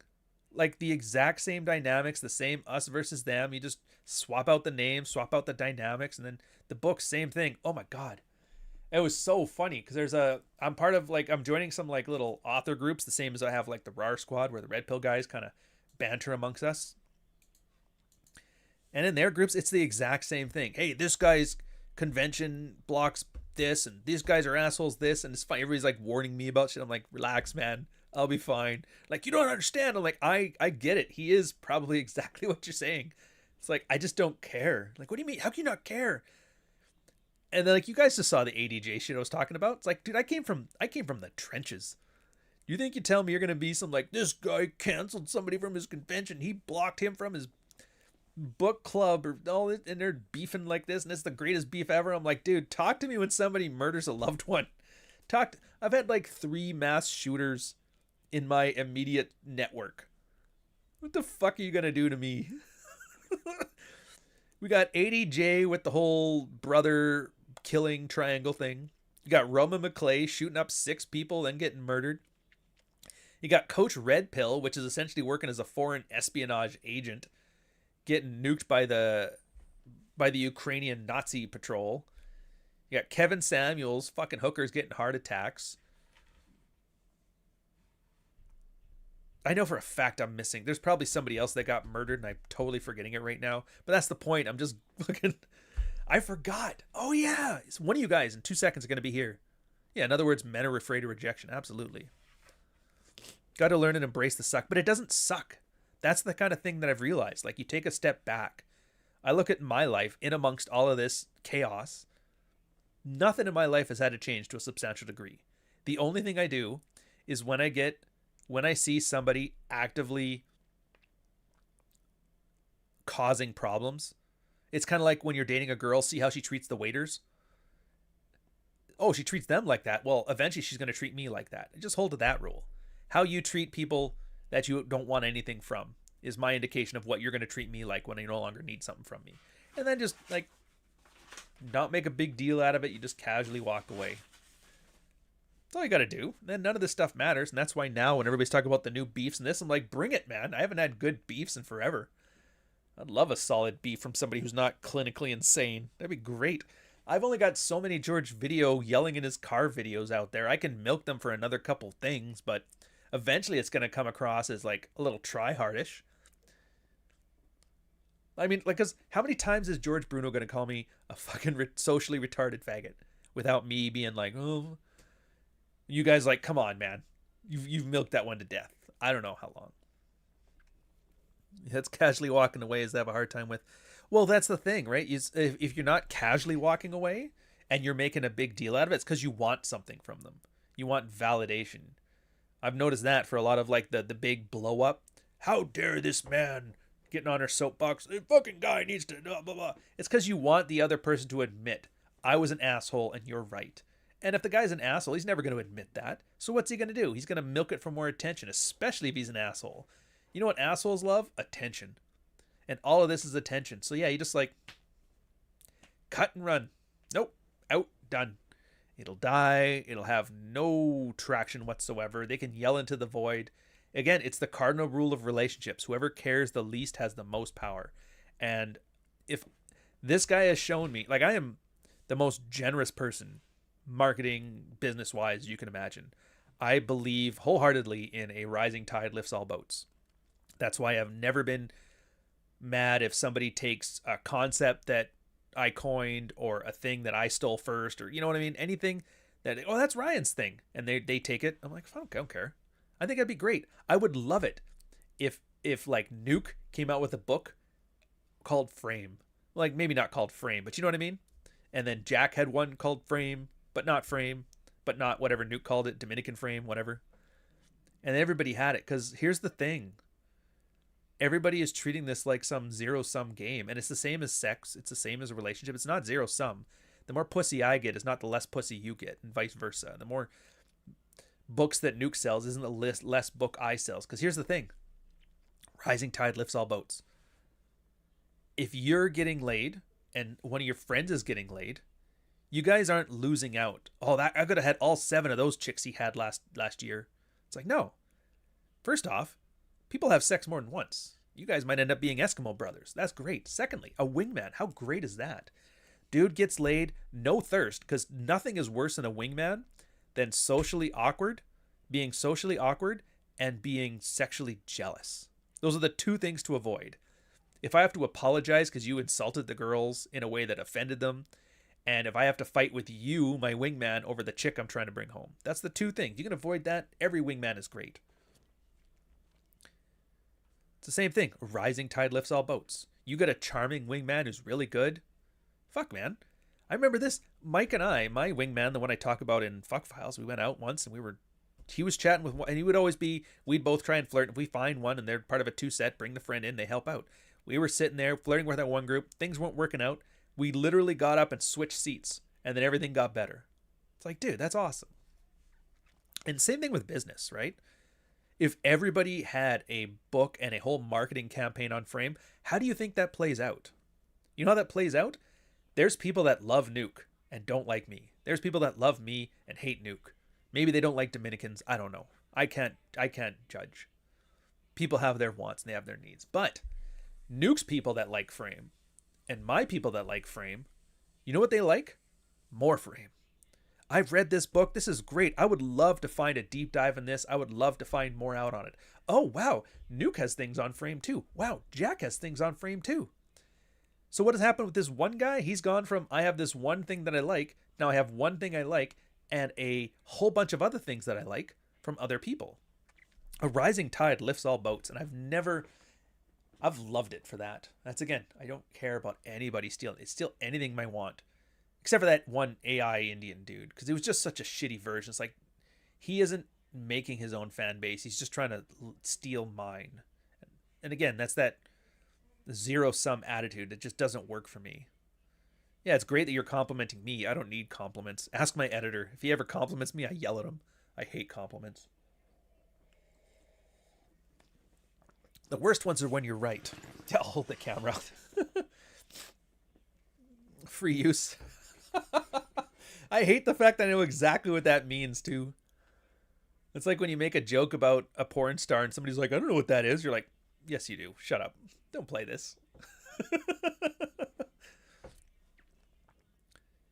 But it's a rare thing. And the best you can do is I just act as if it's the case. And dude, even when there's beef, like beef is mutually beneficial if the other person's got a head on their shoulders. It's one of those things I would love. And I don't think I'll ever find, I haven't found it yet. I don't think I ever will. Where you get somebody who like actively fucking hates you. Like George Bruno hating us kind of hate. But where they know it's wrestling and it's not real. But they're willing to play that game. And I'd be willing to play that game. And it would be so much fun. Like, not, you don't actually hate each other, but it's just kind of, but it's entertaining anyway. You can feed off the energy. Like a Sam Hyde level of like hating each other. And that's the thing, because the people that, let's say if it's Nuke and I'm just using this as an example. I love Nuke. Love Nuke to death. He's my favorite guy from the 21 convention. He hates on me. I hate on him. The people that love Nuke love that he's got an enemy, and they love hating on me. And they'll watch everything I do, and they'll fucking hate on all of it. They'll comment on all of it. They'll fucking retweet it like, this fucking idiot. Look what he said. Nuke, get him. Nuke fucking gets me. It's, oh, it's great. And then my fans are like, dude, the Dominican's talking again. Call him a Haitian. You got this, man. And then everybody's having fun, and everybody's enjoying themselves. It's like nice, harmless fun. It's wrestling. But not like wrestling today. Wrestling like 1993 wrestling. Midget wrestling. I can't believe that's coming back, by the way. I remember midget wrestling in the late 80s was kind of like a thing still. And then in the 90s, they're like, yeah, we got to stop beating up the vertically challenged. And then it kind of went away. Same thing as like chick wrestling. And then in the 2000s, they brought chick wrestling back. And apparently now midget wrestling is coming back, which some of it is just, I don't know. It's for like the little people. I don't remember what the term is. I'm just saying midget. I if it's offensive, work with me here. No hate in my heart. But, there's always a part of it that looks like it's just like the idea of beating up little people, like a lot of them running around. It's kind of almost a demeaning thing. But I get from their position, it's like, you know, work is work, do whatever. Same as being hired to play like a jester in some medieval fantasy, or, oh, I have to play the Hobbit again? Okay. Or a dwarf? Okay. So kudos to them. They understand the game. Sadly, your pants are still tighter than theirs. How dare you, sir? The Dominicans are a noble people with very well-fitting jeans. Fucking guy. Oh, wait, where's my time on this one? I just realized I haven't been watching. Okay, good. We're still got it on schedule. But you can't get that because you need somebody who's... There's like the holy trinity of needs, and I don't think you're going to find all three. Like, A, you need somebody who's socially savvy enough to understand the dynamic. Most people are autists. They won't. You need somebody who's brand-wise big enough to have a meaningful interaction from it, because some random nobody doing shit's not going to matter.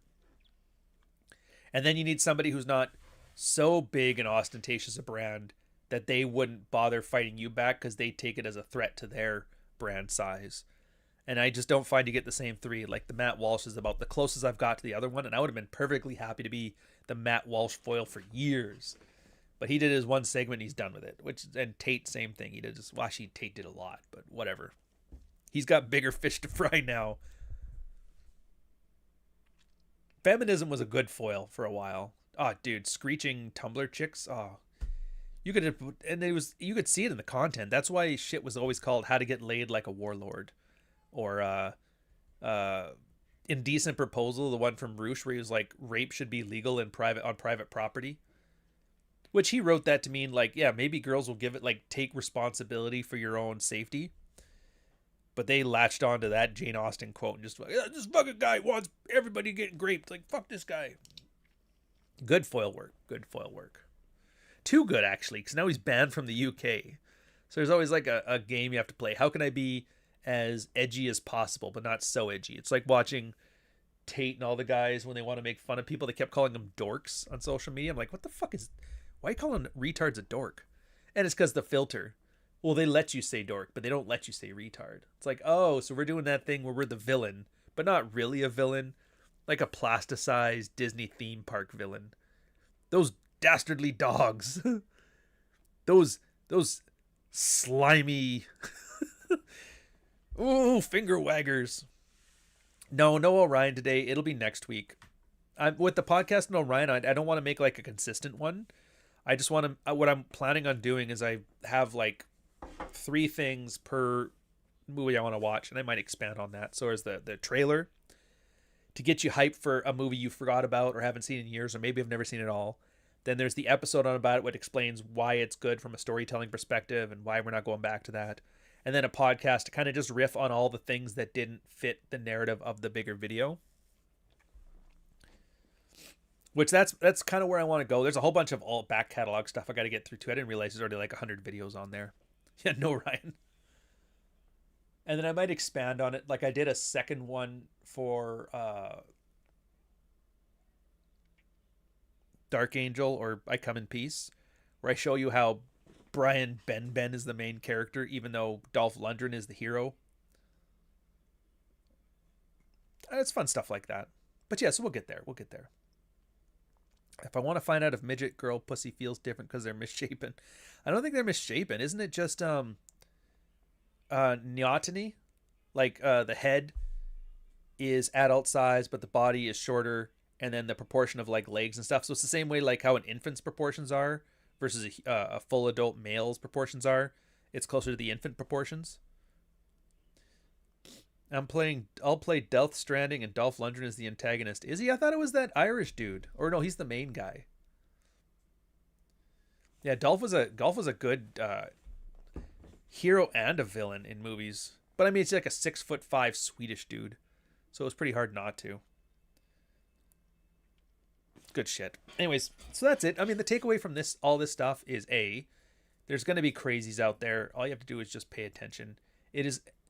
And the one sign of the crazies doing extra crazy stuff is I think we're in a recession. The only thing that makes sense is like, why do I need to trot out the murder of my parents unless I'm fucking Batman? Which, by the way, as far as Batman origin stories go, somebody murdered my parents. It's pretty good. You gotta admit. Of course, it was Robin that murdered his parents, but whatever. It's, as long as you get to Batman, who's there. If I'll tell you, you know what? I'll tell you this. If Anthony Johnson starts dressing up, committing vigilante justice in Orlando or wherever he lives now, I will give him a full apology for ever doubting his showing off the fuck trophies for clout, because that would be pretty fucking cool. Some like red-pilled Batman. Whatever. Yeah, desperation, but that's what I mean. It's like there's a desperation to it lately. When it comes to guys trying to get laid, they're acting more desperate, acting more simpish. When it comes to guys promoting their branding, they're getting more desperate. The point that like the death of people that's not even related to them and or are related to them, and they're just milking it for clout. Like, I still think one of the most tasteless things that was out there, and I never watched it, I just saw kind of clips of it starting, was there was Matt Walsh, Ben Shapiro, and the Daily, like a bunch of other guys that I don't recognize, but you guys probably did. And they were sitting there at a round table talking about how I'm the next Charlie Kirk. They're coming for me next. Kind of playing off like I was almost assassinated that day. It's the same as, what's that stupid kid's name from the school shooting? David Hogg. Do you remember David Hogg? He was a Democrat kid, and he was at I think it's the Sandy Hook shooting. But people looked into it like he wasn't even at school that day, but he was part of the school. So he started doing this big social media campaign, how he survived a thing, and it was very disingenuous, but everybody on that side loved his crowd work. And so he's become kind of like a big Democratic figure now, and he's doing his thing. And I'm just noticing everybody is trying to be the conservative David Hogg right now. I'm a fan of Norman Reedus. Dude, Norman Reedus, deceptively good. If you don't know, he's on an old movie. It's a classic one. Fuck, what the hell is it called now? Why am I drawing a blank? Hold on a second here. Oh, Stoneman Douglas High School. See, that's the point. I don't even know. It's the Saints. Something Saints. Why am I drawing a blank at this one? Hold up a sec. I'm getting there. He was in the 97, 98? Boondock Saints. That's the one. Thank you. Yeah, he was in Boondock Saints. Deceptively good movie. As far as indie films go, I'd say it's one of the best. Really is. Having said, it's amazing. I didn't realize how many things he was in. He was in like Radiohead music videos. Oh, I guess Boondock Saints was his kind of like first movie. Well, good for him. And obviously there's him from Walking Dead, which is pretty cool. A lot of people didn't realize it's the same guy in both of them. But like everything I've seen him in has always been good. I'm realizing he's done an absolute shit ton of stuff though that I have not seen, which I don't think is as good. Like Hawaii Five-0, he was in the TV series remake. Didn't see that coming.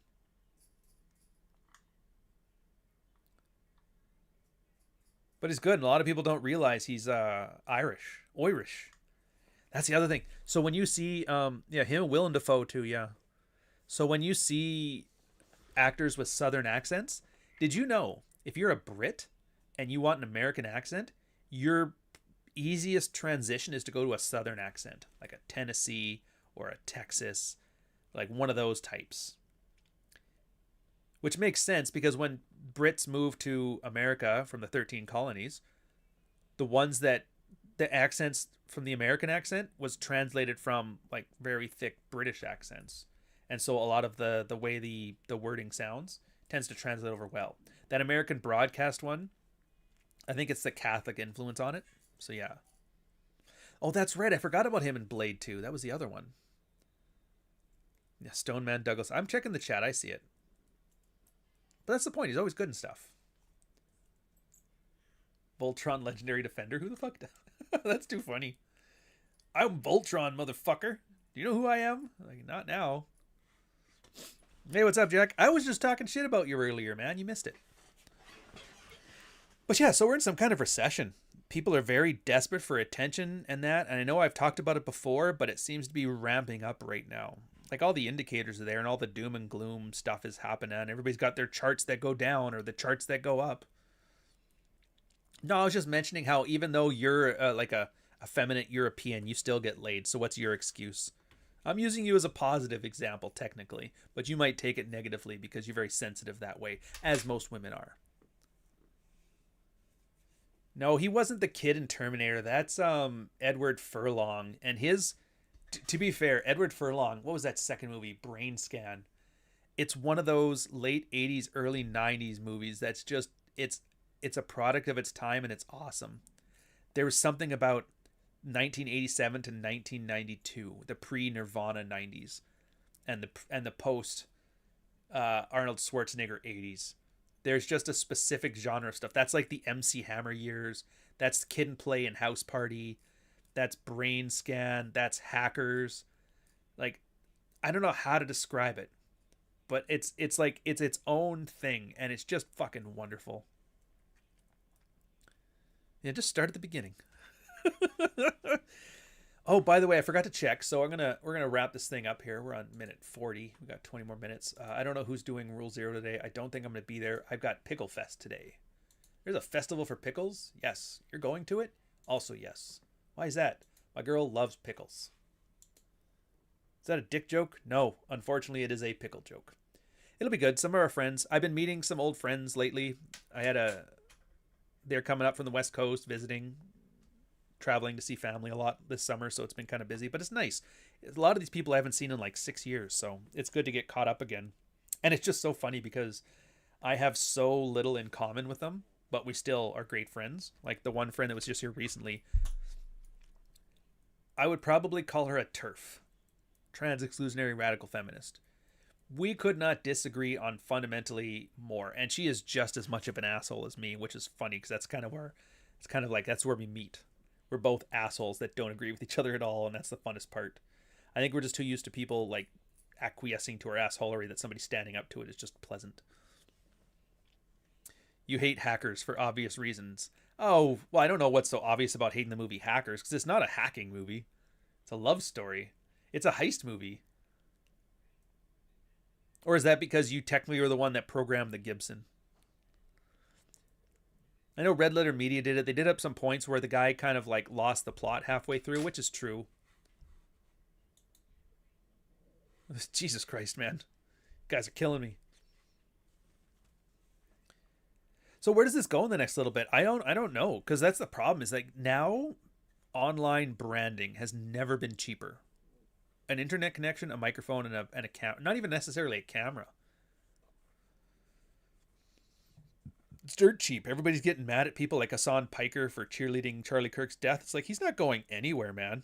Do you know how little money you need to keep a brand going? You need nothing. You can't fire him. Pickle Fest, is that what the kids are calling it? No, apparently there's some pretty snazzy pickles. I guess the new thing now, because capsicum is so cheap, everything is spicy. And Canadians are just getting exposed to like that Southern American, let's make everything burn your ass spicy. So now you're getting these like ghost pickles and everybody's loving it. And I was like, I don't think the acid and the capsicum work well with my internal organs, but fucking fill your boots, chief. It should be fun though. Honestly. I swear I'm going to get marginally racist. All right, fuck it. So don't go to any citywide festivals in Toronto anymore. Any of those, hey, come, we're doing the thing in the city, because it gets flooded by third world diaspora. And the thing is, you get 500,000 men who have come here from Mumbai or Chennai or wherever. The first thing it does is scares all the white women out. Any citywide event, people even notice that in bars now. It's like, where did all the white women go in Toronto? And they don't. They're at the point now, dude, there's people on their Tinder profiles here and Hinge profiles saying no Indian men. So like, I don't know how much of this is earned and how much of this is just like distrust or dislike or whatever. I'm just saying it's there. But if you want to enjoy something in Toronto, they have to have a paywall in the front of it. They have to have a pay this to get in.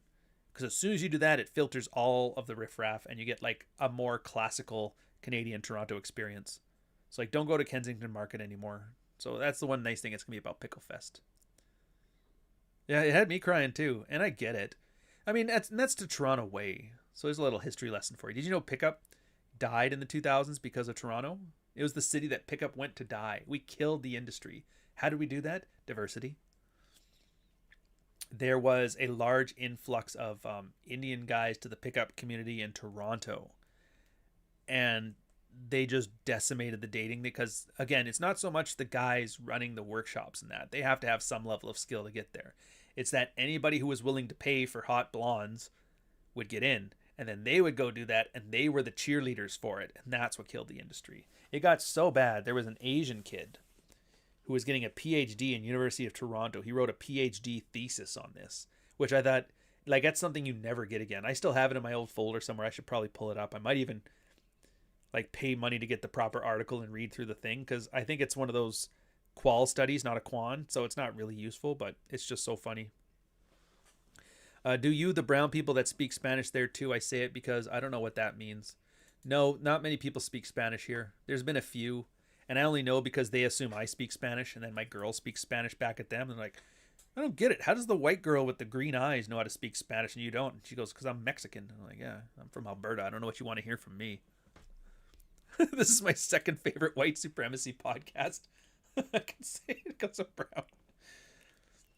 Yes, Damn Hyde is my first. Yeah, he's got a good one. I gotta admit, that's the one thing I really am learning from Sam Hyde, and I don't know how to apply it myself.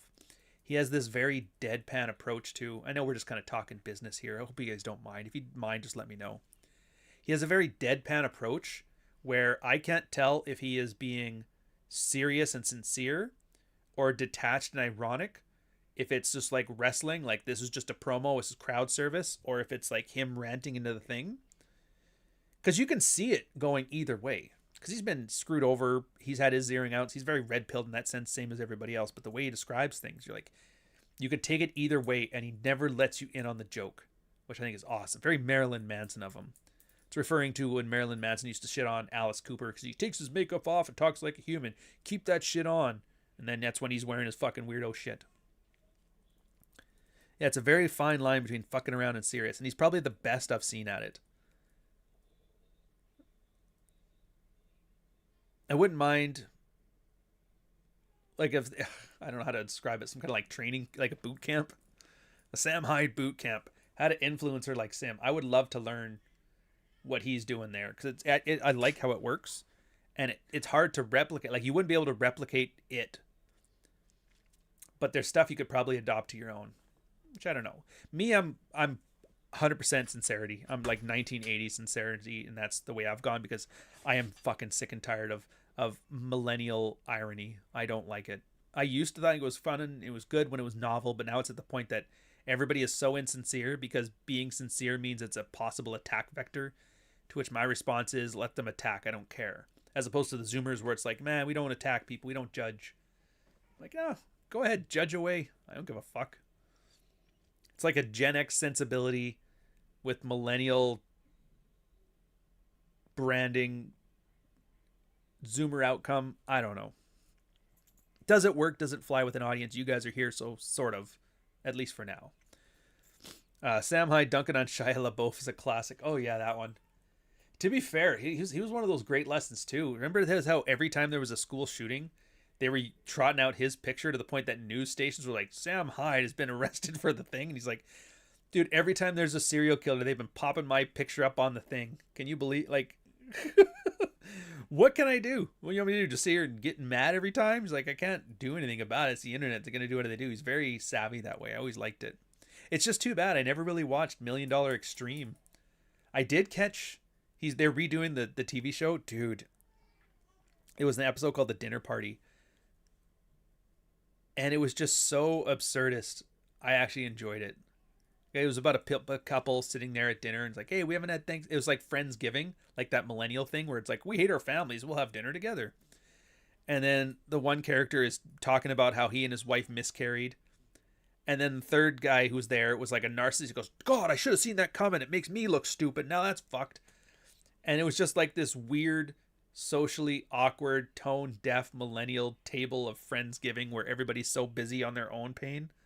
And then eventually the guy with the miscarriage talking about the pain just goes outside, and then I think it was like chasing dragons or something, just has a concert out there while he's having his like getting away from everybody's smoke. And it was just the weirdest thing, and I was like, it's fucking funny. It's pretty good. Yeah, Mr. Rogers and Sear just angrier. Anyways, so that's it for Red Morning today. Like I said, if you take nothing else from it, just kind of focus on fundamentals. Focus on navigating things. Try to keep your moral out of it, because that's an easy way to blind yourself. Understand that all these little goofy, pithy things we do to shit on people, there's a reason we say them. There's a purpose for them. There's underlying stuff in there. And if you've understood that, then yeah, you got two choices. You can either start spurging out like people and do that thing where you just like piss everybody else off again, so you have a second anger phase to fix things. Or you can just learn to start enjoying the success you've made. Enjoy waxing prophetically about shaving gear and colognes, or start to enjoy the entertainment side of things, knowing that you got your fundamentals intact. You know, you've won. Enjoy it. Don't get sucked into the hype, because they don't want hype. Like, nobody wants hype because it's real. They want hype because it sells.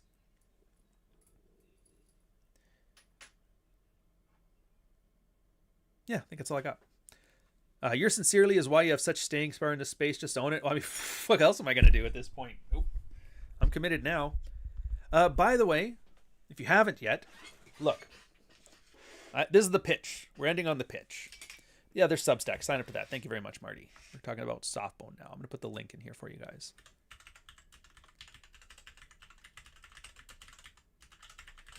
The best thing about having your own website is 301 redirects. So I can just type ryanstone.com/softbone, takes you to the Amazon page. The reason I'm talking about this, I am not an avid reader. You guys probably aren't avid readers, or at least most of you aren't. And you maybe tried. I've tried. You're like, I can't get into it. I have ADHD or something, or there's too much distraction, or, you know, whatever. Things are too feminine, whatever. And then thank God I had Nick. And he kind of started sending me books. He sent me some Hemingway stuff. He sent me some other things that he thought were good. And I read through them. Oliver Lange, Defiance came out in the 80s. I'm like, start to finish. Got it done in 2 days. And this is from the guy that can't get through a chapter in books nowadays. And it turns out the problem's not you. The problem's not me. The problem is writers suck now. Even the ones that are good suck. Colleen Hoover was a slog, and she's the most prolific writer right now, which I had to read one. I read Verity. Pretty good. But again, it's a slog. And I realized, yeah, that's the problem, is that people don't write well anymore. They write because they want to be authors. They write because they want you to understand how great their fictional world is. A lot of people write books because they want to get picked up by Hollywood as a screenplay. So they're trying to meet their qualifications as opposed to entertain. Turns out you as the reader are the last thing that people think about when writing. It's not how this one was written. I read Ryan's book in a day, didn't intend to. Which, I'm happy and I'm glad, but it kind of sucks. And then like, fuck, man, I spent like months on that and you got through it in an afternoon. Fuck that guy. I'm not mad, but it's funny. And it was just, it's the problem isn't you. The problem isn't you. The problem is writers. And this one's against that. It's like, again, first page, first sentence, first paragraph, first chapter. It hooks you. It gets you interested. It lets you know. And the best part is it lets you know what you're in for. I think that's the worst part. There's some books that have really good prose. I'm not going to mention them here. I might do a Substack on it later. Where, yeah, the guy, it sounds good. It flows well. It's very nice to read. I don't know what I'm reading, though. I'm at the first chapter and I'm still confused. Like, what's the inciting incident? What am I in for? How much time am I going to spend on this? I don't know. And he's never given me any reason for it. So I just stop. So yeah, I tell you, this is what you're in for. This is what you're going to do. You read the sample. Read the sample. If the sample doesn't hook you, then don't read it. But and that's the reason I'm saying you're going to enjoy this. You may not be a cyberpunk fan yet. You may not be a science fiction fan yet. You may not be a satirical take on modern society fan yet. But you will. I will get you there because I don't waste your fucking time. So I would say, yeah, if you haven't, give it a shot. It's not that I think you'll like it. It's like you will like it if you give it a shot. And this is the only thing that's going to suck for you is you realize now, I don't have ADHD. People just love to waste my fucking time and it bores me. And that's going to change how you look at everything. It's going to change how you look at movies. Why am I watching this? Why am I watching this while I'm fucking on my phone and making dinner? It's because it's not a good movie. It's there to waste your time. It's there to fill the noise. They just want to take your attention, and everybody does that, and I hate that. So yeah, 60,000 words. I made the best efforts not to waste your time, to entertain you, to actually get you through shit. Sieg will be coming out soon too. So if you haven't made the thing yet, again, just read the sample. If I can't sell you on it in the sample, then I don't deserve a book purchase. It's flat out. I couldn't help hearing fuck files when I was beginning listening to Dog Walker, so I'm curious about Softbone. Oh, Softbone, you won't recognize anything on it. It is a complete work of its own. Because, yeah, you are right. Dog Walker, some of the stories of fuck files, I've kind of like took them and then exaggerated them and changed them so they work in a fictional world. But this is completely different. None of the characters, you won't recognize any of the characters. You'll recognize some things as Red Pill because that's the part I love. Red Pill stuff is fairly tapped to reality. So I love the idea of, well, I'll just make this chick act like, you know, how would hypergamy work in this situation? And that helps me drive the characters, which makes them more realistic. It also makes it more entertaining. But then you, as like a fan of like Rollo and all that stuff there, you're going to be like, dude, I know this, but it's not preachy. It has to come out. It's revealed. And this is the part, by the way, this is what I'm ending on. Hey, what's up? It's good to see you, John. Orc City himself, sirs. I was watching Max Headroom as a kid, read everything by Neil Stephenson. Thanks for not wasting my time, Couch. Oh, it's good to hear. And it sucks. I'm a Cyberpunk fan. Still haven't been able to get through Gibson. I've been trying. I really am. Where was I going? Oh, yeah, the not wasting your time thing. Yeah, the whole thing new, but the Easter eggs. But it's the something that I learned why a lot of the books that waste your time aren't engaging. It's because they tell you the answers. They tell you everything. Nick tells it, he's like, yeah, it's revealed. Don't tell, or show, don't tell. And so it's the idea is that I show you things and you're able to make the connection yourself. Like, oh, that's what this means, or that's what this means, or that's what he's trying to do. And that's why he's acting this way. Like you're able to build a mental stack of things and then get a resolution on them. And it gives you an active part in it. And that's what keeps you engaged. And I think that's the difference between a book that wastes your time and a book that doesn't. So yeah, black and white movies turn out to be better. 50, 60 minutes of direct, concise storytelling, and voila, movie is solid. Well, the good ones. There's a lot of slop, too. That's the beauty of black and white films, is that the ones that are good have stayed the test of time, and the ones that haven't have burned up in a lab somewhere. But I agree. Like, you can, like, Seven Samurai, as much as film students love waxing prophetically about Kurosawa, you can watch that. It's a black and white movie with subtitles, and I am hooked on it, front to end, front to back. You get hooked on that one character. The names always escape me, but the one character who's kind of like the goofy sidekick. He ends up fighting samurai with a fucking stick at one point and that shit. It's pretty good. Plus, you're going to start noticing, oh, all that anime, those anime tropes, that's where they got it from. It's like finding out that everything Arnold Schwarzenegger did in the Terminator series was taken from like an episode of Rawhide. Yeah, most films would be improved if they're just 60 minutes. That's the other thing. A lot of people have like these arbitrary sizes that they want to get to. They want 500-page books because that's what Lord of the Rings was. Not realizing that if they take out all the time wasting and all the fluff and all the jerking themselves off about how great they are, their book would maybe be 40,000 words, which tells you one of two things. A, I want a novella. Or B, I need to have more things happen or more characters to have things happen to expand it. But the thing is, that requires more ideas from your end. And like, how do I solve this problem? How do I put another 25% of this as things that are engaging to the thing? And if you don't have an answer to that, I would just say leave it. Yeah, the motorcycle. Well, I don't know if Kurosawa took the motorcycle trope of Akira. I don't think they had motorcycles in the Edo period of Japan. Maybe they did that with a horse and I just forgot about it. Hey, Bish. Welcome back. Anyways, I'm going to... Oh, fuck. One sec. Let's move you on to there. Like I said, so that's my pitch. Look, dude, I know I'm not supposed to market by just telling you to buy it. It's not luxury branding. It's not a very good way of doing it. People don't like being told what to do. It's horrible marketing, and I shouldn't have done any of it. But it is... I'm actually really proud of myself. And I'm not saying that to brag. I'm just saying I didn't think I had it in me. I really don't. The fact that I even enjoy... I hate reading my own shit, and I actually enjoyed reading it. Everybody who's talked about it has enjoyed reading it. And it's humbling to know that I can put together something competent enough that other people can enjoy it to the point that they're willing to like go out of their way to tell me that they enjoyed it. And so it just kind of lets you know, it's like, all right, I can do this. You can do this. We can do it. Don't ever ask for another moment of sincerity like this. I'm just going to cuss you out next time you ask for it. So yeah. Descriptions of Royal House crests for 20 pages. Yeah. If anything, all right, fuck. All right, we got a minute. If anything, I under-describe. I use the minimum amount of description I can, because I realized when I was reading it, I didn't describe Jack at all, or not Jack, Jake. As a character, you don't know if he's white, you don't know if he's black, you don't know if he's tall, if he's short. The only thing you know about him is he's got softer bones than the average person because of the hormone therapy as a kid. You know he wears an eye patch for other reasons. You know he's got augmented gear, but you don't know what it looks like. Like, what does an Amazon Text ocular implant look like? I mean, you know in your head what an eye implant looks like. I'm not going to tell you. I think the only thing I actually describe about it is when he gets the older tech put in to replace it when it breaks, is the older stuff has like more corrosion and oxidation on it. Because I'm like, I could waste your time describing what somebody who's cybernetic up looks like. His eyes are this color and this thing and that thing, but you don't care. Like, does that really matter if his eyes are blue or pink or fuchsia? Does that change anything about the story? Not really. So I'm like, why even mention it? Why add something else for you to think about that has nothing to do with what you're trying to learn about the story?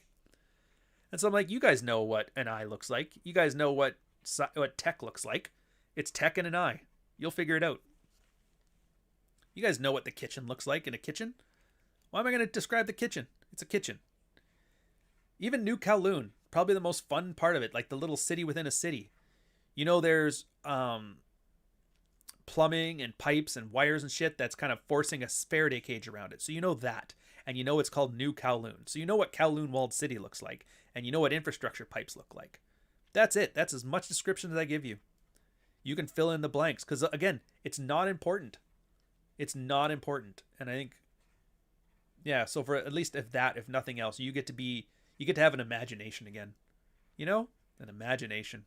How fun is that? When was the last time you got to just sit there and daydream about shit? Anyways, that's all I got for you guys. Every popular book should be at least 20% shorter. I agree. Like I said, when I was writing, and I'm looking for the endings for this as I'm doing this, so bear with. But what I always told you when I was writing my nonfiction stuff, I always wanted to keep it to 70,000, 80,000 words at most, because then you can conceptualize the whole book in your head. I find for fiction, the sweet spot is 60,000, like even shorter. New Kowloon reminds me of Chinatown and Oliver Street in LA. See, interesting. See, now this is the part I mean. That's not how I picture it. But that's fine. It works. In my head, I know exactly what I'm picturing, and it's not that. But that actually works well. It's like I said, why would I tell you my vision when in your head you have a much better description of what you're thinking? I guess the cynical way to say it is like, dude, you guys do half my job. You get to invent all this shit, and all I have to do is put some characters in it that just fucking talk about their dicks. All right. So let's do it. It's going to redirect you to Olvera Street. I don't know it. That's fine. Or no, wait. I do kind of know it. Wheel of Time, borderline man-hate disguised as fantasy, and way too fucking long. Yeah, exactly. So enjoy yourselves. I'll take you over to Rule Zero. I'm not going to be there.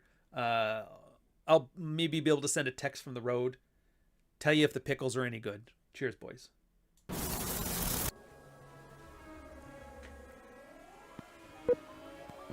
$79T 2458 Learning Corp Little Red Riding Hood, take one.